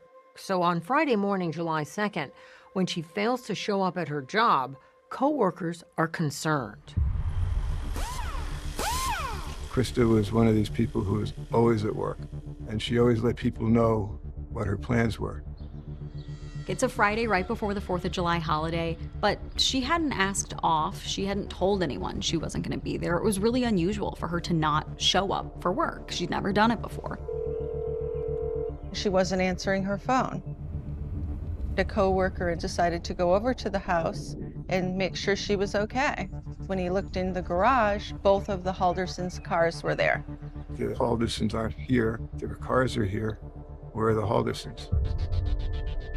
Now, the Haldersons have a family cabin they love to go to on weekends. And initially, there's some speculation that this is where Bart and Krista are. But none of the neighbors saw them leave. As far as we know, no one saw the Haldersons that day. They told their neighbors when they were going up to the cabin, who they were going to be with, where they were going to be. So for there to be so many unknowns about what happened that weekend was a little unusual. And when Krista fails to make a medical appointment on Monday, it really raises red flags. She was recovering from some skin cancer, and so this was an important appointment for her. Is it like her to just miss that appointment or not tell anybody she wasn't going to make it? No, Chris is not the person that would just not show up. Everyone who knows her says she wouldn't have missed that appointment. She was planning to be there, and then she wasn't. And that's when people really start to get concerned, because no one knows where Bart and Krista are. All of a sudden, my wife comes in the bedroom, she says, the Haldersons are gone. They're missing. My mind went to the bad spot, like, that is not right. It was just kind of disturbing for somebody that I know that well to suddenly be gone. What's going through your mind? Something's really wrong. I don't know what and why and how, but something's really wrong.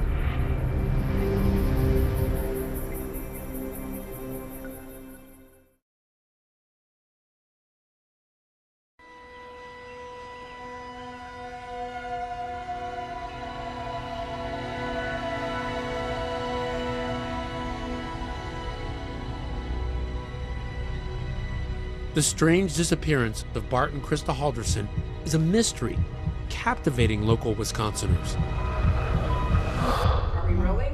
We're rolling now. Including a pair of podcasters. I'm Jill. And I'm Richard. And we do the True Crime Brewery podcast.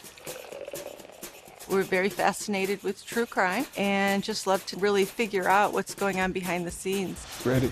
So, we've been talking more and more about these cases. Their podcast, as the name suggests, mixes suds. We pick a beer from the area the crime occurred. With sleuthing. Today we're covering a case from Wisconsin. And have I got a beer for you? I feel like it brings together the personality of the city where the crime happened. Bart and Krista Halderson, they are just everybody's neighbor, everybody's family member, just working hard, trying to take care of their children, trying to provide the best for their family. Bart and Krista just loved the 4th of July. You could always catch them at the parade. It was probably their favorite holiday.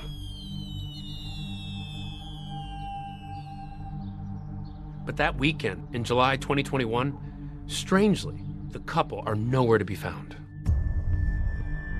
Bart and Krista had not told anyone that they had a plan to go away for 4th of July weekend. There's no explanation forthcoming as to why they're not there. So the only time people heard from Bart and Krista over the 4th of July weekend was when Krista texted Chandler on July 4th. The text to her son Chandler says they arrived at the family cabin 3 hours north. It read, "Made it safely. Love you lots." Their friends learned that she had reached out to him, which made sense. She was a mom who talked to her kids all the time. This is where we hung out and collected rocks and played games. So this is early on. It's my dad, and that's the cabin in the background. And that's Krista right there. This is Krista. I can always tell Krista by that shock of red hair. Fiery red hair. Yeah. And she was the youngest.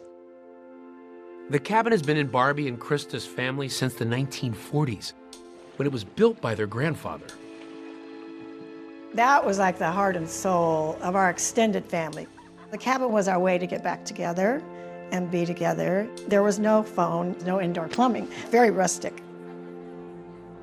Sounds like this was a place where you and Krista really bonded. The cabin was where we would reunite.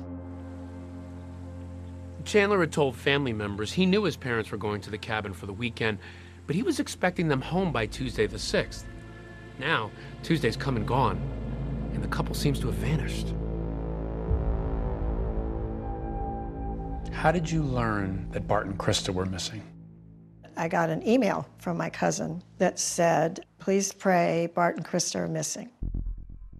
And I remember thinking, what do you mean they're missing? I can't even comprehend what that means. And so we started calling cousins, like what's happening? On July 7th, 6 days after Bart and Krista were last seen, Chandler heads to the Dane County Sheriff's Office to report his parents missing. Chandler says, "I haven't seen my parents. We need to start looking for them." Detectives Sabrina Sims and Brian Shunk will lead the investigation, and they meet with Chandler later that day at the Halderson home in Windsor. At that point, you're here just trying to figure out what happened. Yeah, just to ask more follow-up questions and trying to get the timeline of events. His parents left around 5 a.m., basically left without a peep. From everything that you knew about Bart and Krista, was that the kind of thing they do? No, we were learning from friends and family that that's completely out of character for them to not tell people where they were going. Chandler tells detectives that his parents planned to fix a water pump and a fire pit up at the cabin, and that both were damaged in a recent storm. So he says he helped them pack supplies, including a pipe wrench, a hatchet, and gas cans for a chainsaw. He also said that they brought alcohol and cash with them. He mentioned they were maybe going to a casino to go gambling. We learned that it's out of character for them to go gambling and that the Haldersons, especially Bart, was pretty frugal with his money. When investigators inspect the Halderson home, they see both Bart and Krista's cars are still in the garage. Both their cars are still there. So what's going on with that? Chandler says, well, they went with this other couple. I don't know who they are, but they took the other couple's car. Chandler tells detectives that his parents left in an unknown vehicle, and when detectives review neighbors' home security cameras, they spot a white van driving down the Halderson street in the early morning hours on Friday, July 2nd. Could this van be the vehicle driven by that mystery couple? We were looking for a van. It was an unknown vehicle, and then we saw it on surveillance camera. Hoping he might know who the couple is, investigators speak to Chandler's older brother, Mitchell, who lives close by. But he says as far as he knows, none of his parents' friends went with them to the cabin. Nobody knew who that couple was. No phone numbers, no names, nothing. I mean, for them to drive up to the cabin with somebody that nobody even knew who they were, that was very odd. Where's the other couple? That was the other thing. Where's the other couple? Because no one's heard from them, whoever they are. They're gone. Their cars are here. What are you thinking? I think at that point we decided we need to send a team up to the cabin. You've got to get to that cabin right now to figure out what happened. Yeah. I have to imagine your mind starts going to terrible places. Yeah, your mind starts thinking all kinds of things. And when investigators finally reach the cabin in the woods, Sheriff's Office, make yourselves known. what or who will be lurking in the shadows? What's a little crawl space? Holy.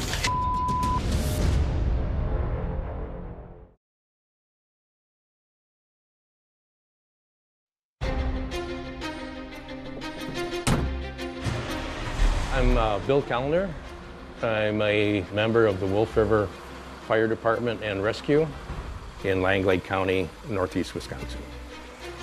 With all the recreation we've got here, and we've got a big area, people do get turned around, they go missing, and then that's usually then when we get called out.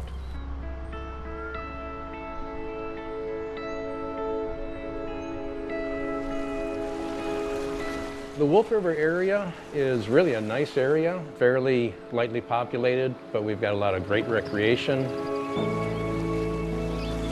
We've got the Wolf River, very popular fishing stream, lots of recreational opportunities. We've got the rapids on the river go up to Class 3. We've got heavily wooded area. Much of our township is in the Chequamegon-Nicolet National Forest. And Wolf River is the area where Bart and Krista Halderson had their family cabin and where they were supposed to spend the 4th of July weekend. It's a beautiful place, but it can be a dangerous place. Like anywhere that's completely natural and completely wild, there are pitfalls to that. A river can easily become someplace you drown. The woods can easily become someplace you're lost. And so it's not unheard of for people to go missing in this area.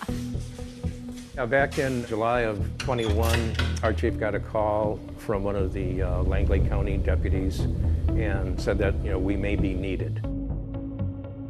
Cell service isn't fantastic out here either. Weather always seems to change, but crime never does.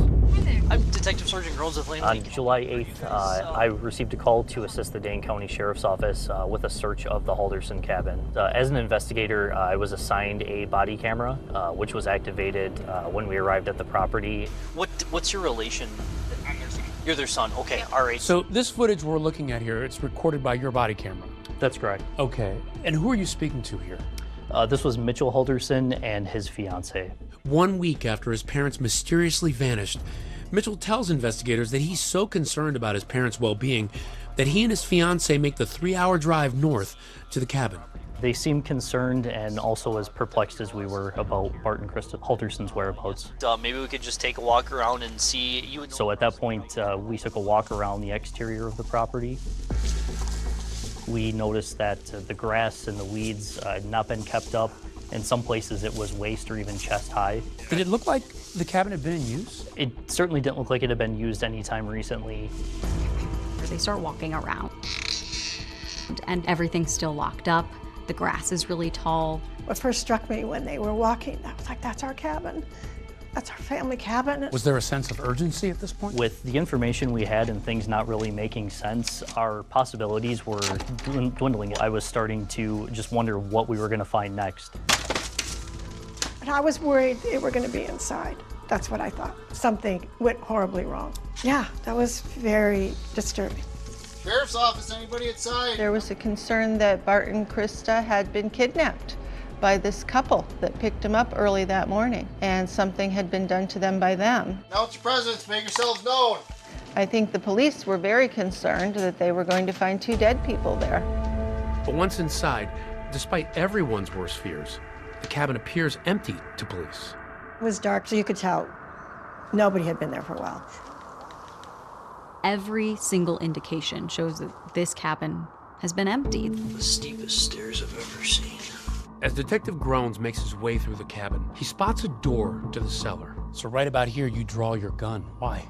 Yeah, whenever we go into an unknown space, that's something that we would do just in our own safety. So for an outsider, this is a dark, creepy space. You got to be ready for anything. Absolutely. What's a little crawl space? Holy. But nothing there either. Nobody inside and nothing looks like it's disturbed. So after searching the cabin, investigators make their way down to the lake to check on the shed. There's all these outbuildings, boathouses and sheds and all these little tiny buildings that could offer places for people to be. My thought was that Krista was being held in one of those. That's what I thought. Was there any concern that they might have been held captive in a place like this or been held against their will? With the padlocks on the outside, it is something that we definitely considered. They break the padlock on the boathouse, but Bart and Krista are nowhere to be found. I don't know a ton of details about everything that's gone on. You're filming Mitchell. What are you hearing from him at this point? Mitchell seemed concerned, and I feel as we went further into the search and we weren't finding any signs of Bart and Krista, his concern became more and more greater as the search of the property continued. He said his brother texted him that they did make it safely. Out of like reading back through stuff, they just said we're going up north. So at this point, for you, this is a mystery, right? This is definitely a mystery. We don't know who Bart and Krista are believed to be with. There are no signs of Bart and Krista being at this property. Do you know, did they have any friends, like they might have gone to their cabin in the area? I have to assume they came up to someone else's cabin, but I don't know who. Really nowhere for us to even suggest looking next at this point. We didn't have anywhere to go. We didn't have a name. We didn't have a vehicle. We didn't have a location. Truly looking for a needle in a 900 square mile haystack. And then the question is, okay, if they're not at the cabin, where are they? There were no bodies, there was no anything. So we didn't know what happened, but of course your mind goes to, did the worst happen? Are Bart and Krista still alive? As investigators and volunteers prepare to scour the county in search of the missing couple, news is spreading about Bart and Krista's disappearance. We have team coverage on these breaking developments. Bart Halderson and his wife Krista have not been seen since July 1st. What happens next? Had the craziest phone call that I had in my law enforcement career. He said that our services were really no longer needed at that point, and then said that he couldn't say much, but I should probably watch the news the next day.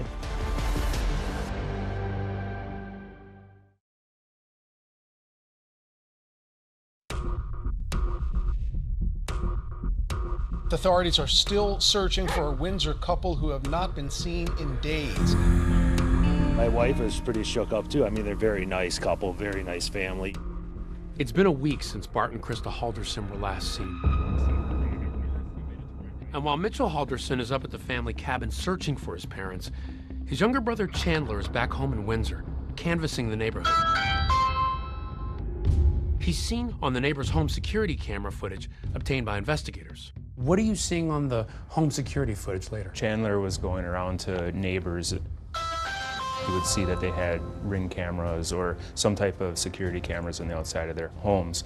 So he was going and asking them, if they had reviewed the video footage. Remember, one of those neighbors' home security cameras captured this mysterious white van, but it led investigators to a dead end. And yet, Chandler presses on. Chandler is recorded on one Ring camera asking a neighbor about their security system. And anyone would have like security cameras and stuff like that. We do. He's going from neighbor to neighbor asking them, hey, this camera, I see it. Does it point at the road? Does it see our driveway? What does this see? Thank you. Take care, thanks. Bye. Chandler approaches another neighbor's house and waves to the camera. My name is Chandler Halderson. I live just down the road. Oh, yes. And there's one house where they have more of a professional surveillance system on the home. So he speaks to the woman there. If you were able to capture the road or my house. They discuss camera angles and whether their camera has night vision. He discovers that one is a wide-angled camera. He looks to see what part of the street that would cover. Yeah, did it capture anything on? We don't know. You can see he's really sleuthing, trying to uncover whatever evidence these neighbors may have. He was asking questions such as, can you see the road? Can you see vehicles drive by? He's out trying to figure out if anything was seen on the outside of his home at that point, from when his parents went missing. He asks, could there be any footage of my parents being driven away early in the morning on the 2nd? Do you have any footage? It would be maybe helpful to the investigation to see what kind of car picked them up, of course. One household actually told him that police had already collected the video. The police actually came and downloaded everything they have. So they were here, I think till like 9 o'clock last night and downloaded all the video she's got. Chandler walks up to yet another neighbor's house and rings their bell.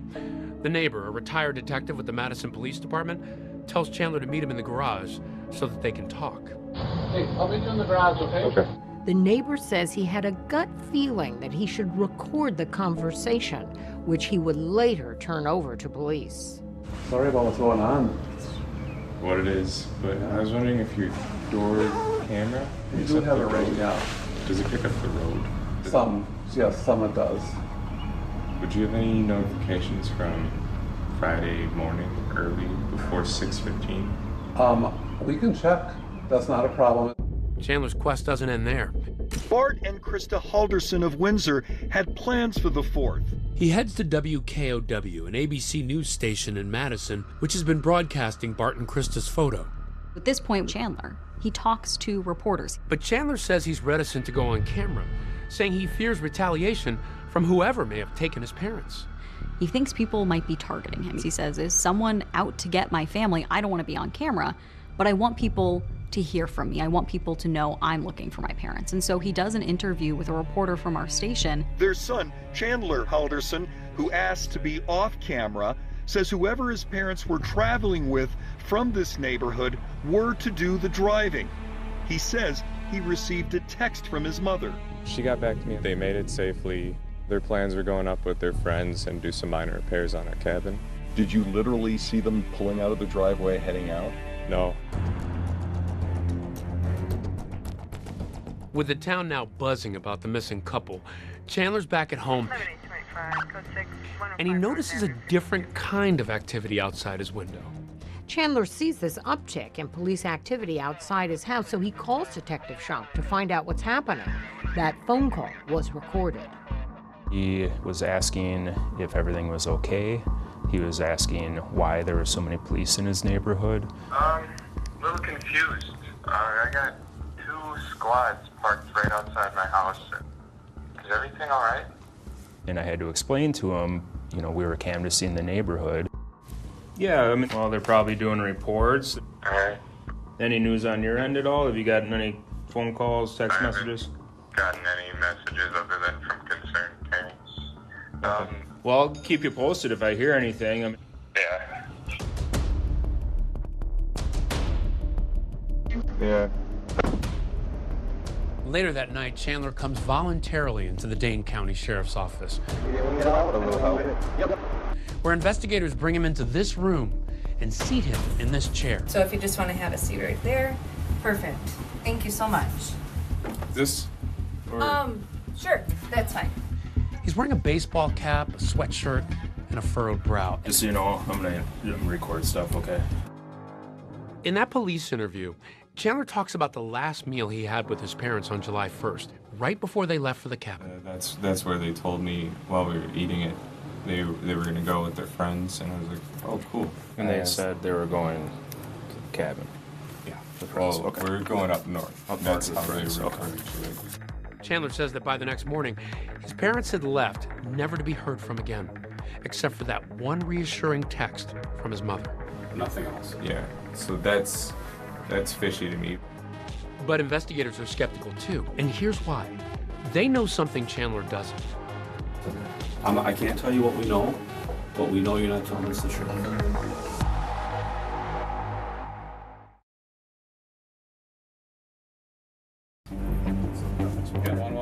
Investigators have asked Chandler Halderson to come in for an interview, and they've also asked for his girlfriend, Kat Melender, to come in as well. Both agree to come in voluntarily, and they're in separate rooms while police act on a new tip that's come to their attention.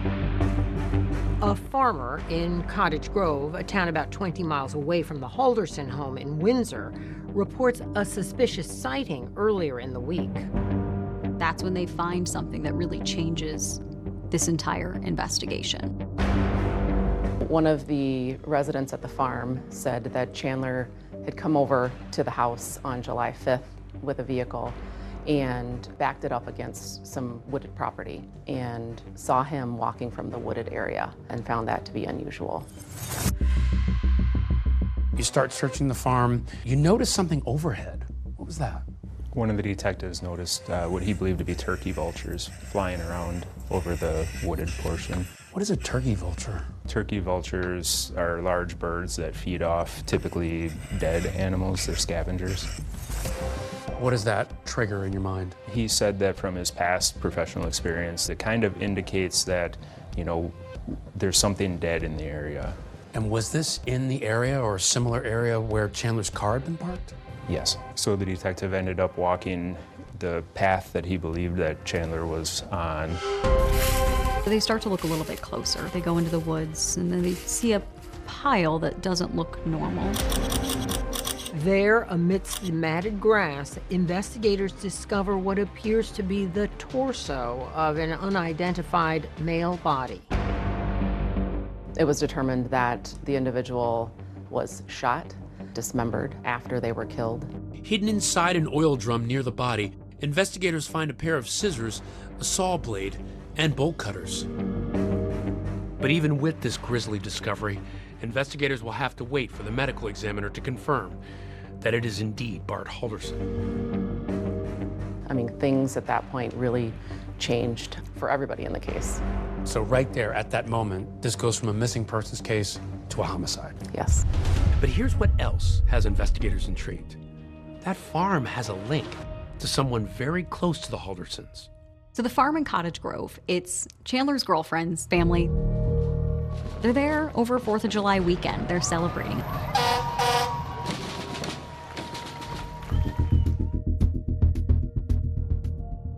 While you have Chandler, you have Kat in another room. Oh, there's a Pooh Bear? All right, you can play with it if you want to. Kat draws a smiley face on a sequin pillow and clutches a Winnie the Pooh bear. A detective offers Kat a cookie to help put her at ease. I can't eat well when I'm nervous, so. Okay. Take a nibble of the cookie. Yeah. Baby steps. There's no chocolate in there. Yeah. Test the waters, make sure the police aren't trying to poison me. No, we're not. So tell me about what's happening here. We just wanted to hear her side of the story as she's the one that was closest to Chandler. Talking to Kat Melander, investigators find out that Chandler visited the farm on the 4th of July with her, but the next day he returns to the farm alone, unannounced. No one really knew he was coming. He came there alone. Chandler went to the farm because my mom's fiance lets him walk in the pool because it helps stretch out his legs, make him feel better. Except he wasn't using the pool. Kat's mom and her fiancé say they saw his car parked on the property, but no sign of Chandler. Until... When they're in the pool, they look up and they see Chandler now walking. He doesn't have his shirt on. He comes to the pool and says, "Hey, can I get in the pool too?" He was supposed to be there swimming in the family pool because he needed to swim for some therapy he needed to do. He was not swimming. She saw him coming from the wooded area and found that to be unusual. Oh, okay. So what struck her is while he was supposed to maybe be there to swim for his therapy, he was not swimming. Correct. What I find interesting is you ask her, would anybody want to harm the Haldersons? Any friends or relatives that they've been having problems with that you can think of? No? No. I just can't see someone killing them. Like, that's the thing. Like I thought, like, maybe they got into a car accident, like, maybe their car's on the side of the road, like, I even thought, like, maybe that happened and someone took them to the hospital and they're just Jane and John Doe. Like, if someone killed them, it would have to be someone they, like, didn't know. She seems generally like, are you kidding me? No. Not them. What do you make of that? What do you make of her response to whether or not somebody would want to harm them? I think that she's telling an accurate story there. Talking to friends and family members, no one would want to hurt the Haldersons. Did you get the sense that she thought that Chandler had anything to do with this? You don't think he had anything to do with his mom and dad being unheard from? No. No. No. All my friends I've talked to, they're like, no, not Chandler, no. Like, that'd be crazy. I just don't see him killing Mr. and Mrs. Halderson. Like, he had SpaceX. Like, why would he jeopardize something he, like, would dream of? I don't think she thought he had anything to do with it. Not even suspicions, not even maybe, just nothing to do with it. Couldn't be Chandler. Now remember, detectives in that interview room haven't told Chandler about any of these discoveries they've made, but that's about to change. How does him not knowing about that human torso affect the way you interview him, the way you talk to him? Hey Chandler, how are you doing? So the way we wanted to interview him initially was to have him lay out the story of what he was telling us from the first night. So I think it's time we start talking about what happened to your parents, like the truthful version. So at that point, after we let him tell his entire story, we confront him and say that we know more than what he believes. We told him to come clean, basically not using those words, and we told him to tell us the truth. Listen to me.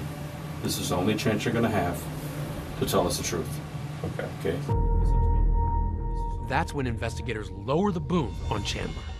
This is your chance to tell us why. Okay? I'm not BSing you. Okay?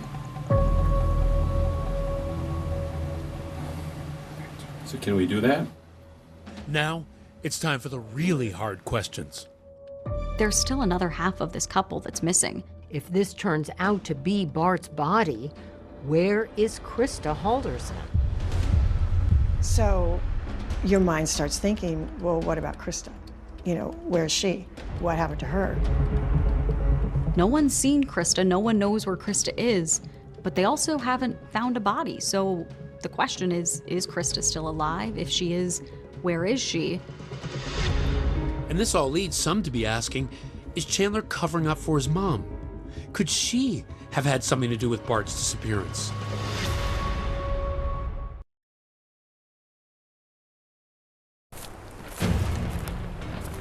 This wasn't a normal disappearance. This wasn't a normal homicide. Every new detail made the case stranger. The human remains found Thursday are connected to the missing couple, Bart Halderson and Krista Halderson. You have search teams up there, you have dogs. So now, where is Krista? Could it be that she was also involved in Bart's murder?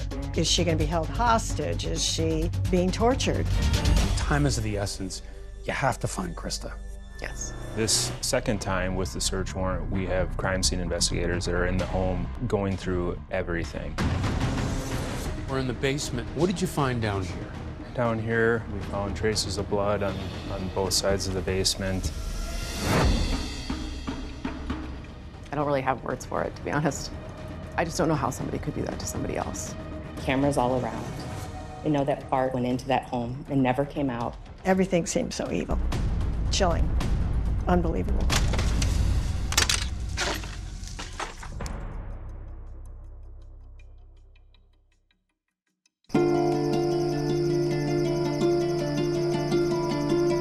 It's July 8th in Madison, Wisconsin. It's been a week since Bart and Krista Halderson were last seen.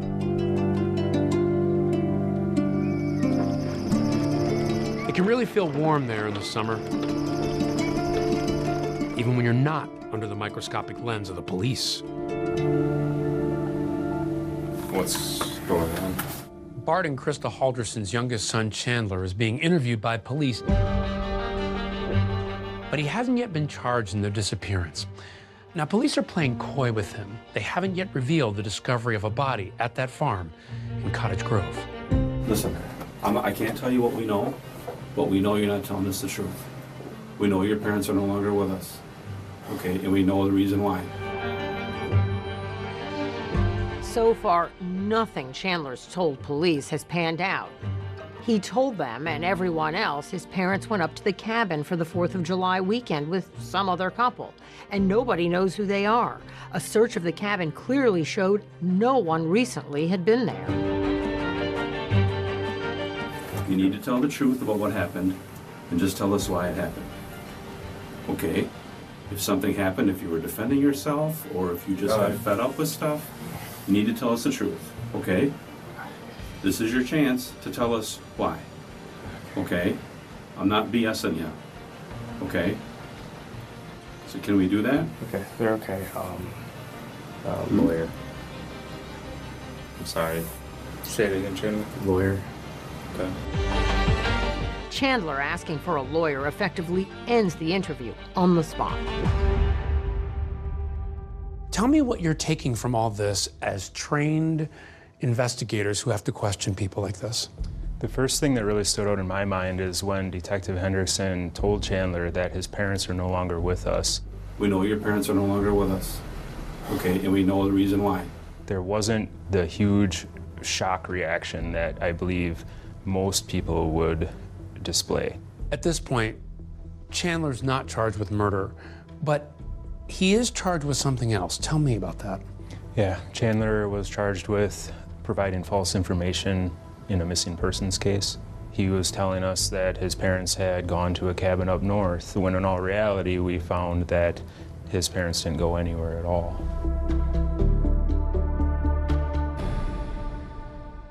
Their son Chandler was arrested Thursday for allegedly providing false information to investigators.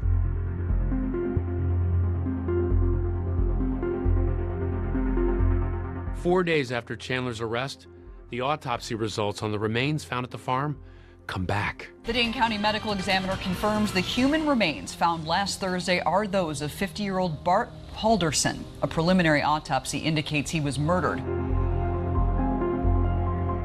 It was determined that the individual was shot, dismembered after they were killed, and was positively identified as Bart Halderson. Okay, so what did you think when you got those results back? It confirmed our suspicions of who it was, but now we had more evidence that we could charge Chandler with the homicide.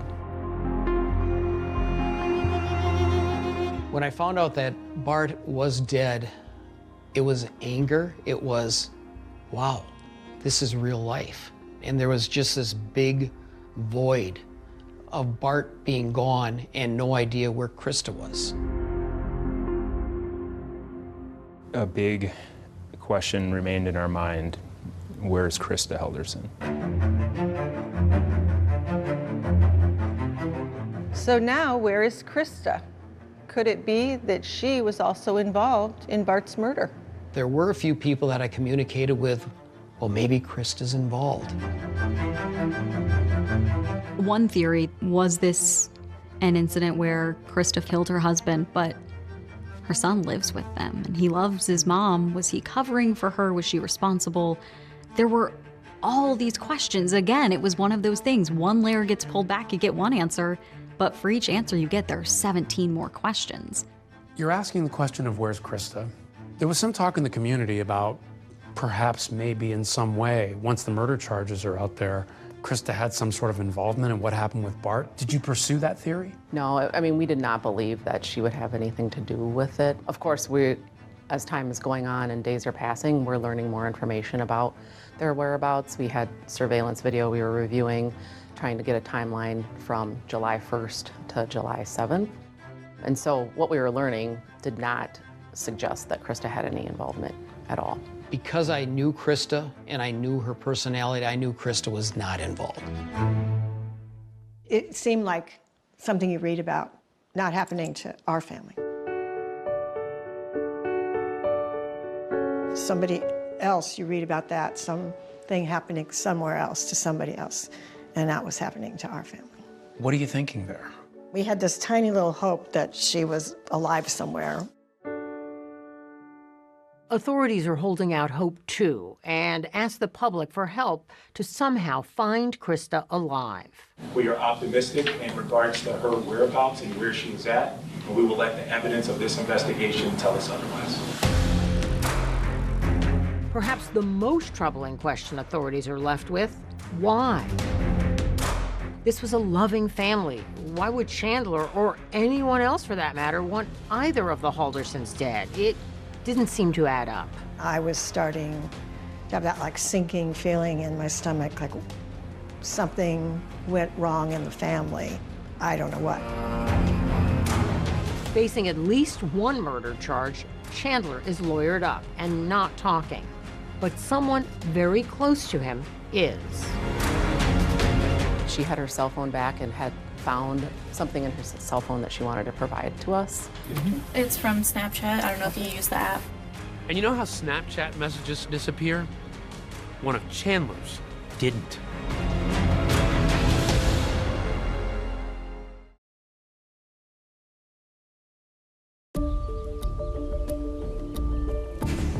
The man accused of killing his father is now being held in jail on a tentative charge of first-degree intentional homicide, hiding a corpse, and mutilating a corpse.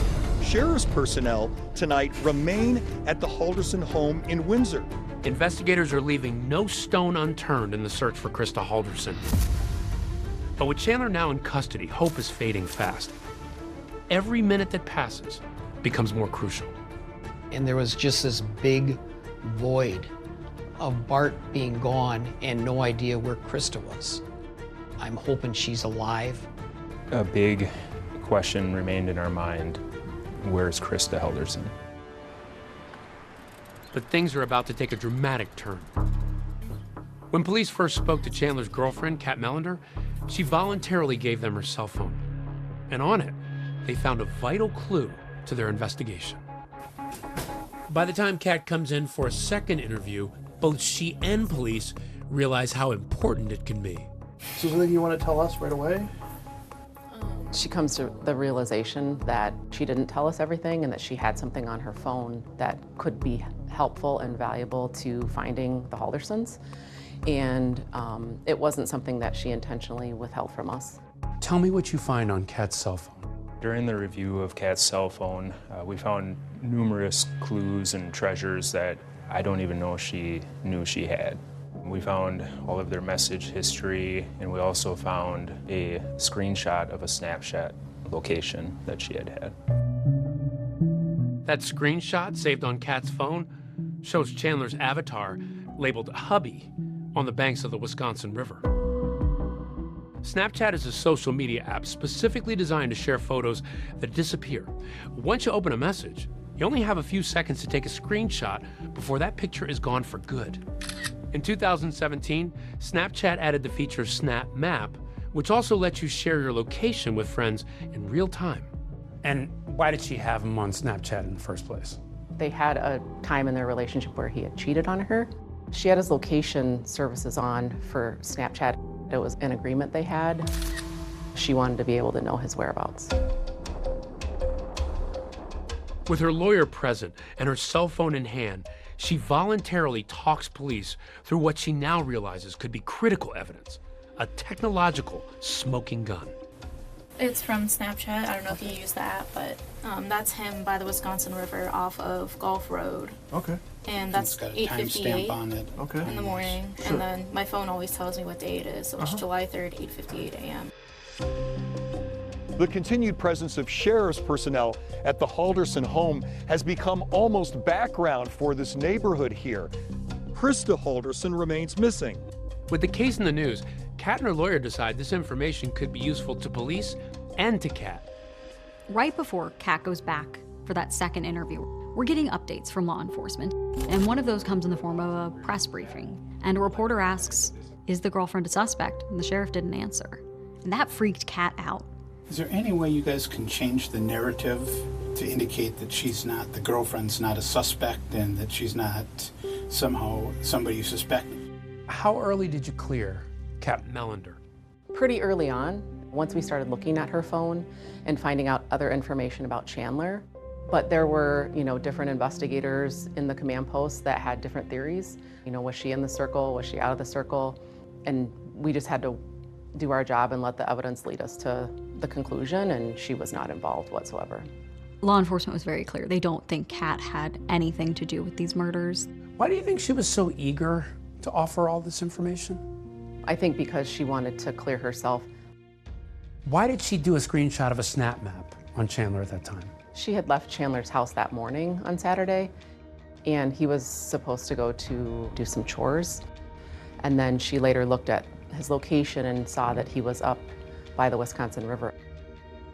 She goes, this is where he was, middle of the morning on Saturday, after his parents went missing. He told me he was going to be doing chores at his house, and then he wasn't answering, and I checked Snapchat, and he's in this random area right along a river.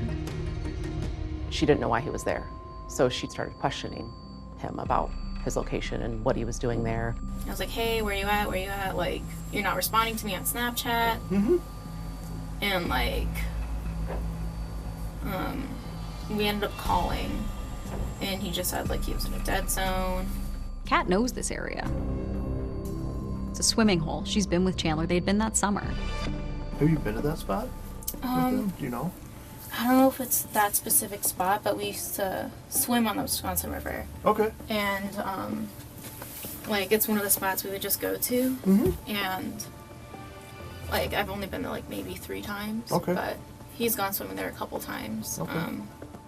In fact, other friends told police that was Chandler's favorite swimming spot. A year earlier, an ex-girlfriend receives this picture, which she gave to police, of Chandler in that area, posing with a tree and a knife in his hand. This case really highlighted how social media tracks everything. And that became so crucial in this case.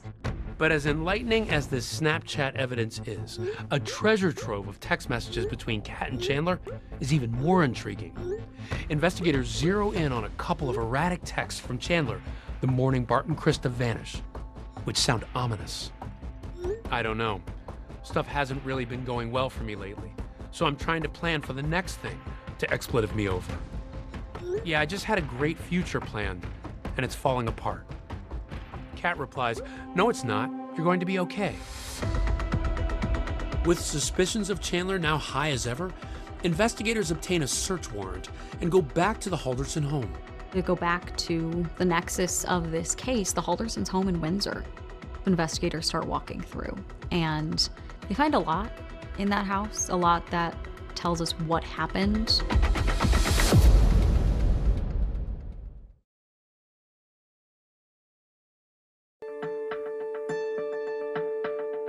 The Dane County Sheriff's Office now considers this to be a homicide investigation. That's because they found the remains of Bart Halderson late last week in a rural area of the town of Cottage Grove. On July 11th, a judge authorizes a search warrant of the Halderson home in Windsor. It's where they were living with Chandler. It was the last place we know Bart and Krista were. So investigators start walking through. Investigators are familiar with the home as they'd been there just a few days earlier.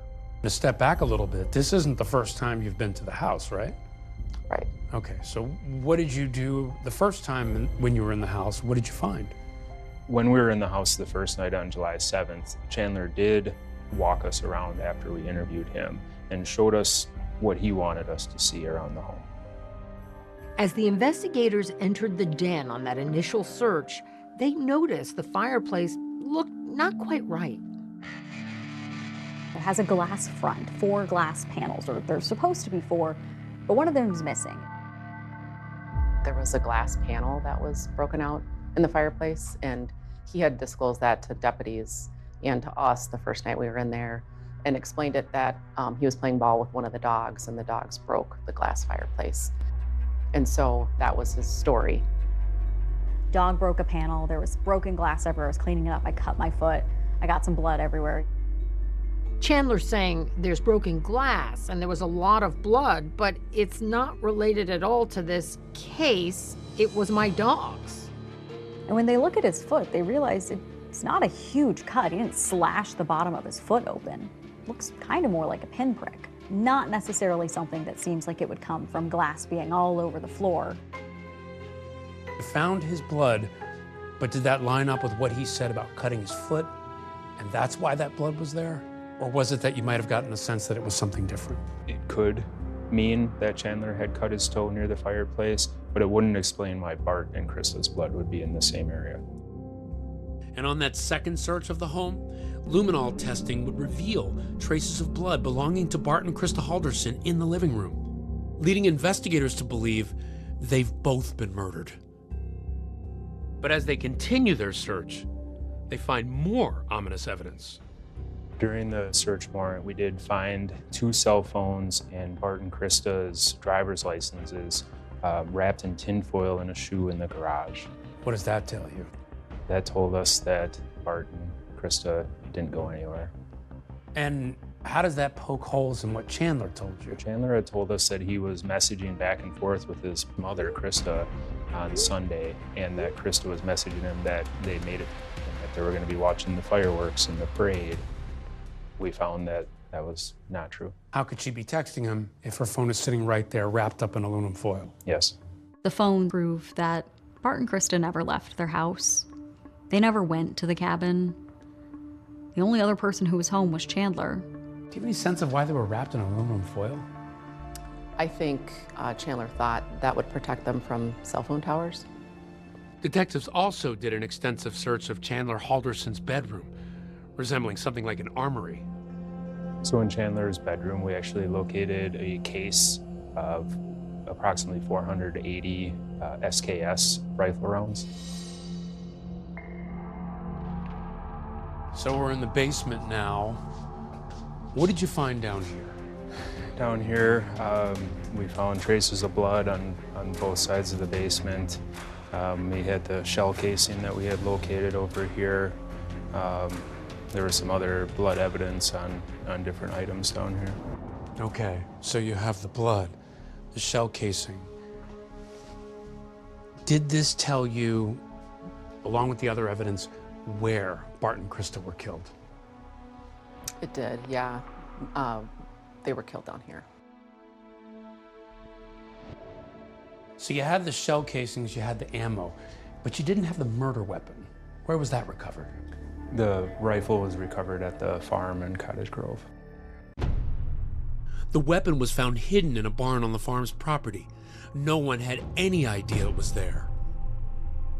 Chandler really liked first-person shooter video games. And in those games, you can choose what weapon you use. And he liked to try a variety, you know. He wasn't a single gun type person, but he liked the SKS rifle in those video games. He used it a lot. Now you have a link between the shell casings and the ammo and this gun at the farm. Yes. The picture that we were seeing at that point is that Chandler had murdered Bart and Krista Halderson in the home and went through extensive work to dispose of their bodies. What was the reason for it? All in all, they were a loving family from what we were told by everybody. Those questions, prosecutors promise, are about to be answered. The lawyers will now make opening statements.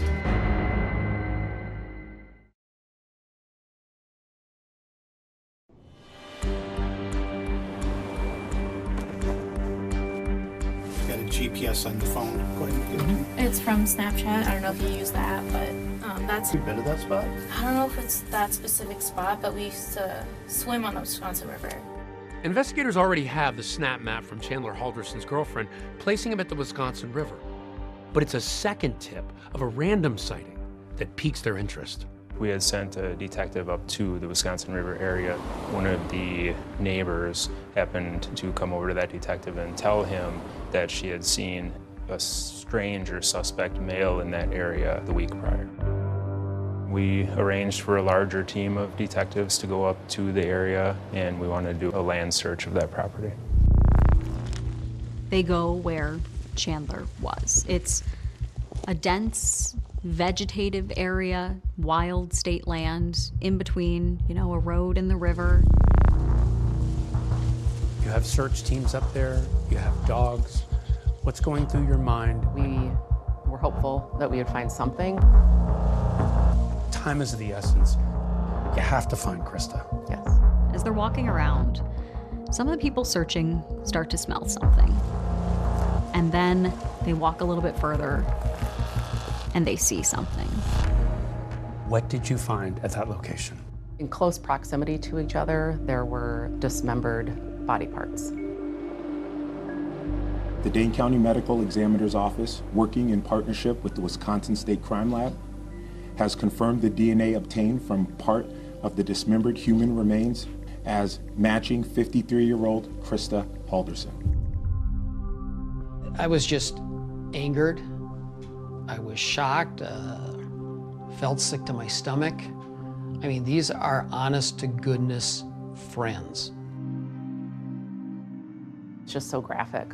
I don't really have words for it, to be honest.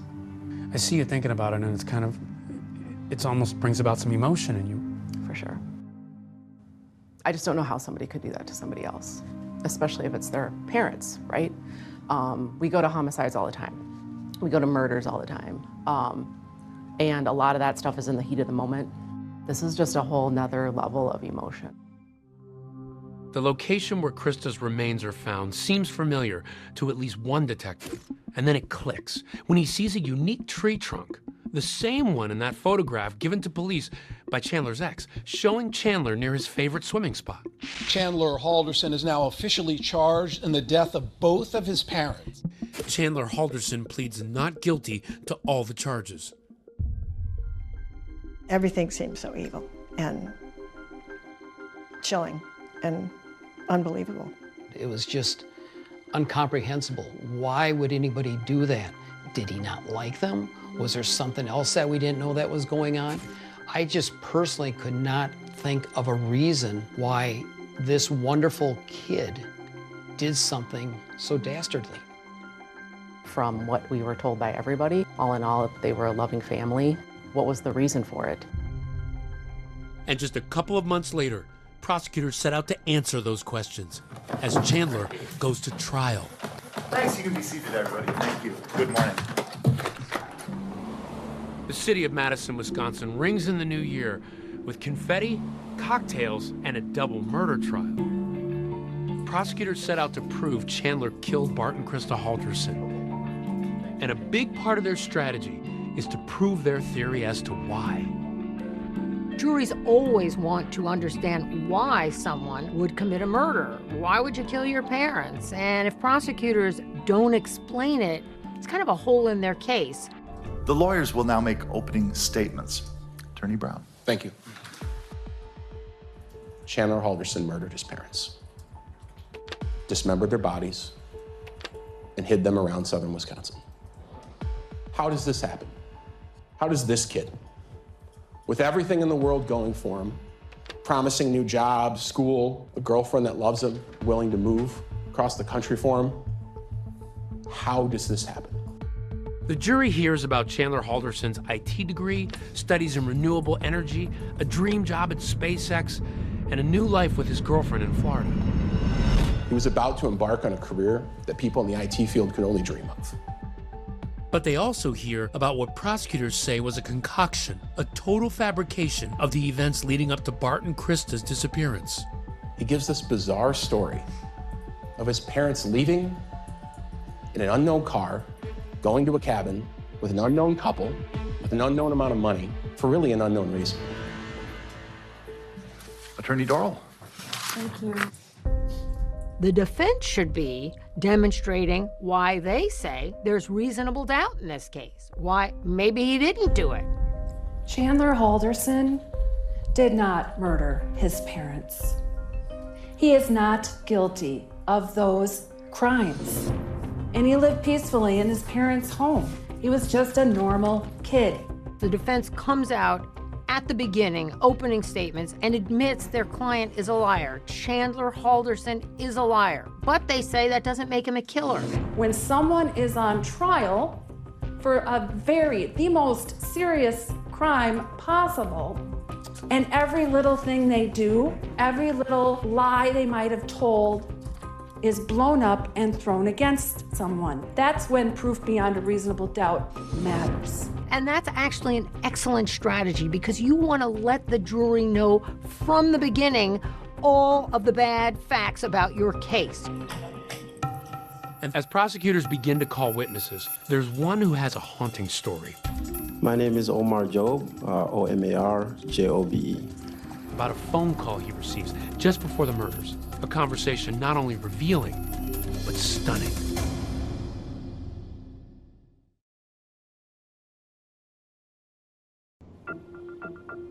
The trial continues for Chandler Halderson, who's accused of killing and dismembering his parents, Bart and Krista Halderson. Chandler Halderson is on trial for the murder of both his parents. And And from jump, prosecutors promised the jury they'd hear the reason why.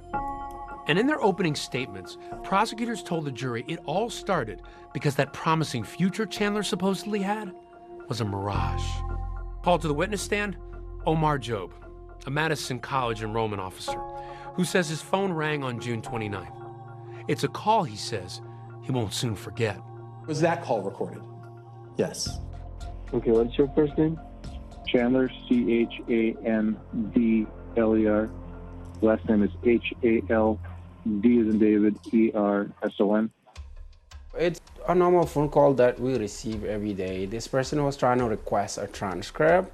Trying to get an appointment scheduled to meet with somebody to mainly just get a copy of the transcript. On this call, Job is hearing a complaint from Chandler that for months now, he hasn't received his college transcripts. Okay, so it looks like you owe a balance. So that's why you can't request it. Hello?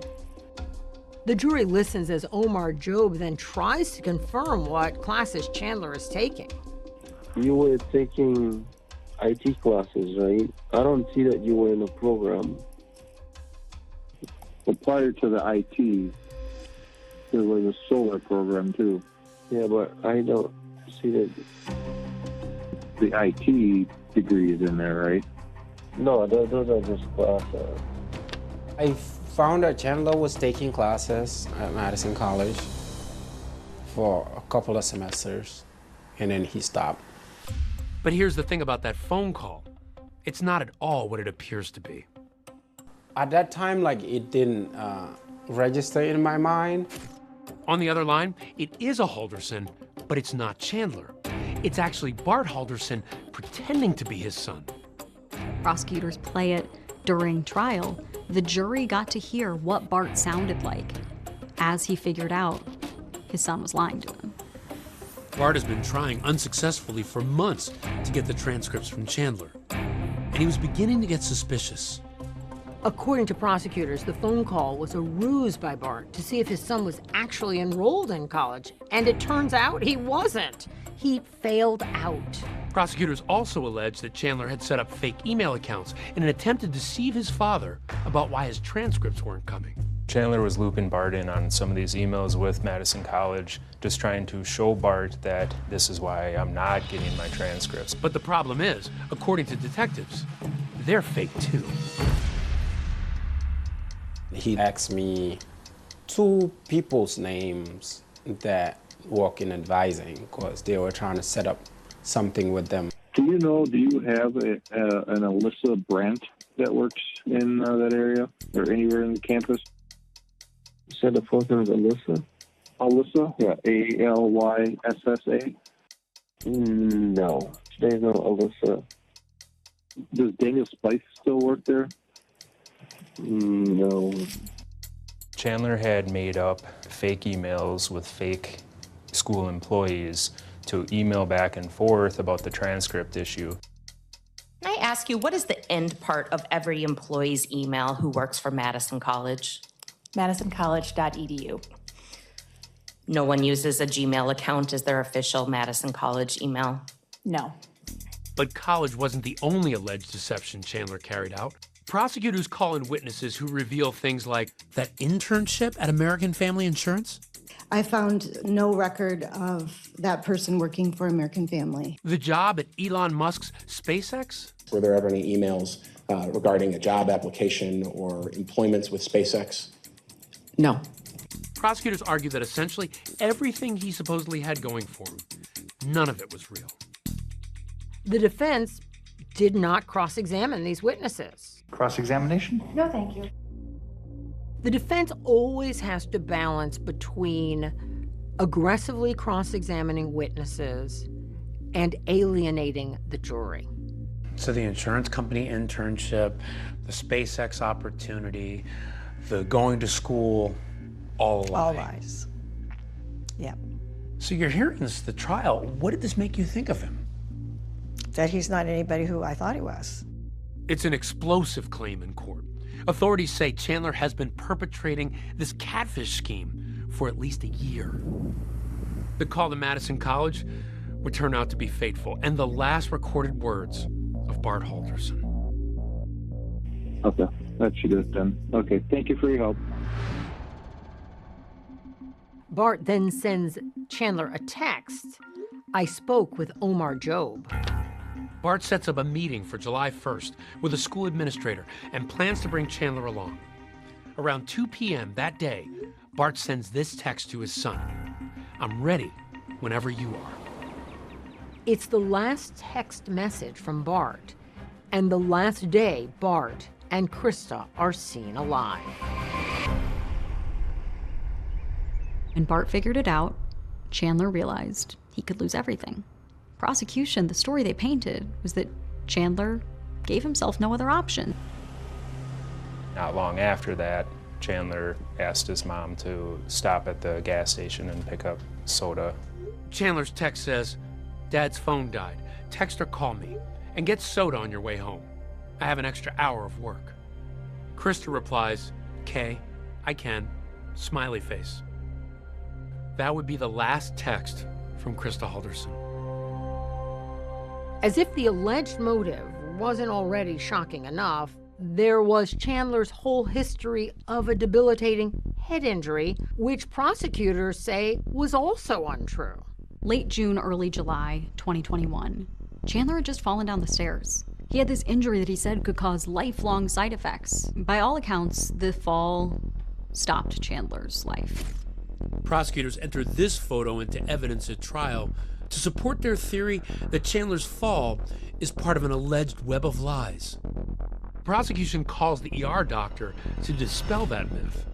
I'm an emergency physician at the University of Wisconsin Hospital and Clinics. What in this case did you diagnose Mr. Halderson with? I believe he was diagnosed as having a mild concussion. The patient had some residual neck pain, so he was given a collar to go home with for support. The defense pushes back on the prosecution's claims, cross-examining the ER doctor about Chandler's injury. You did diagnose Chandler Halderson with a mild concussion, right? That's correct. You didn't give him a set number of days to wear the collar, is that right? I don't believe so, no. In that picture, on Father's Day of 2021, standing next to Bart, he's got the brace on, because he did go to the ER. That Father's Day brunch photo, which is shown to the jury by prosecutors, is just weeks before the murder. But then there's surveillance video of Chandler the night of July 1st at a nearby Quick Trip carrying 2 bags of ice, 10-pound bags of ice. But prosecutors also point out, conspicuously missing on this Quick Trip surveillance video, Chandler's neck brace. And they claim it's the same story when he visits a local store. He's at Fleet Farm. Again, no neck brace. Just normal 23-year-old dude walking into Fleet Farm to buy a tarp. And that tarp, prosecutors say, is part of what Chandler used to dispose of his parents' remains. The prosecution calls one last star witness, Chandler's ex-girlfriend, Kat Melander, who testifies about the impact of sharing the Snap Map discovery on her phone. Why was it important to you to cooperate at that time? Because I just believed his parents were missing. And I just want them to be found. And later, she recalls something else she noticed during the initial search for Bart and Krista. When you first go in the house that day, did you notice anything off? There was a smoky smell. That smoky smell, a neighbor's security camera, and a flickering light are about to reveal another dark secret inside the home. It turns out, prosecutors say, Chandler has one more big thing to hide.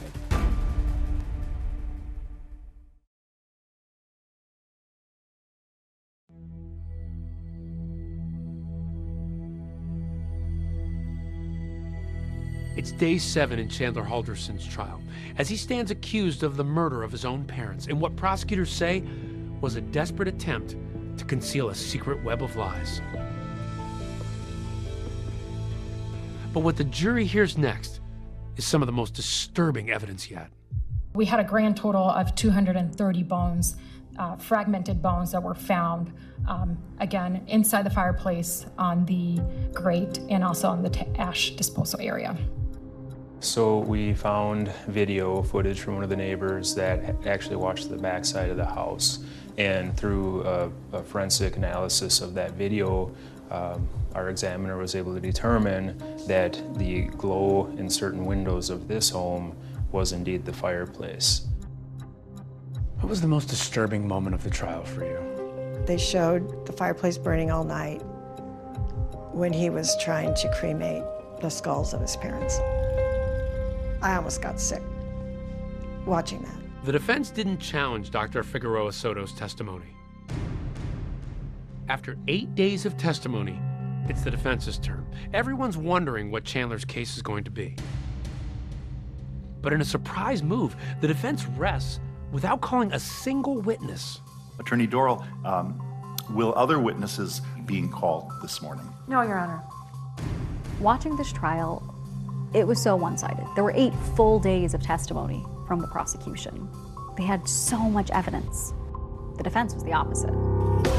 This time I will invite the state to present its closing argument.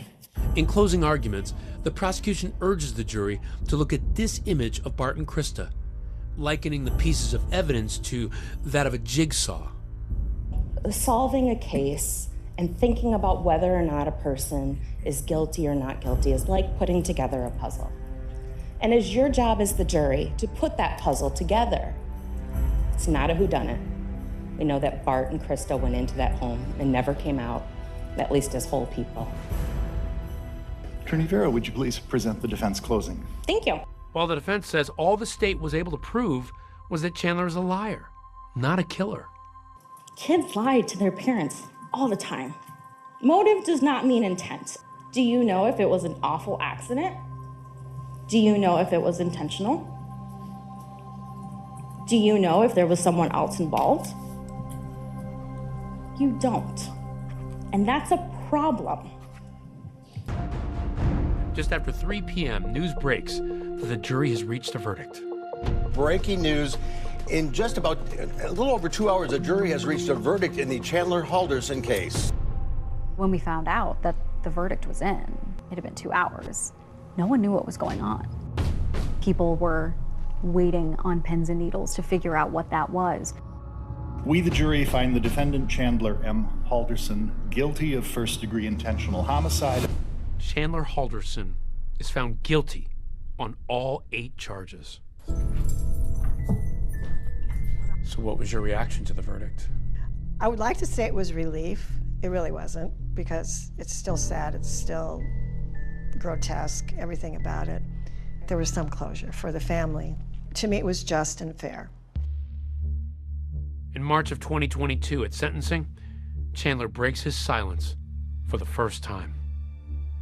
Your Honor, I want to take this opportunity to state my intent to appeal my convictions.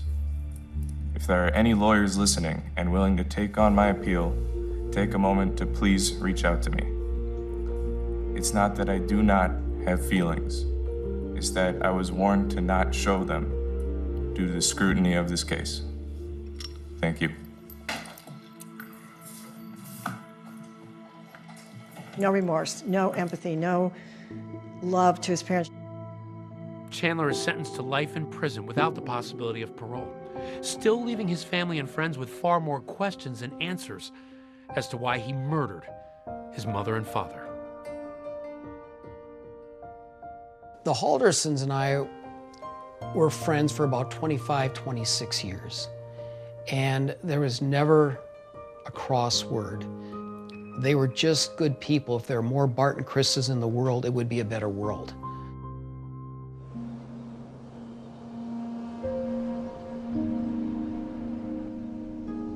If Chandler would have just asked for help, what do you think Barb and Krista would have done? They would have given everything and anything to help him. They would have been there. That's the kind of people they were. If you could talk to Krista one more time, if you just had one more moment to say something to her, what would it be? I would say you were a great mom.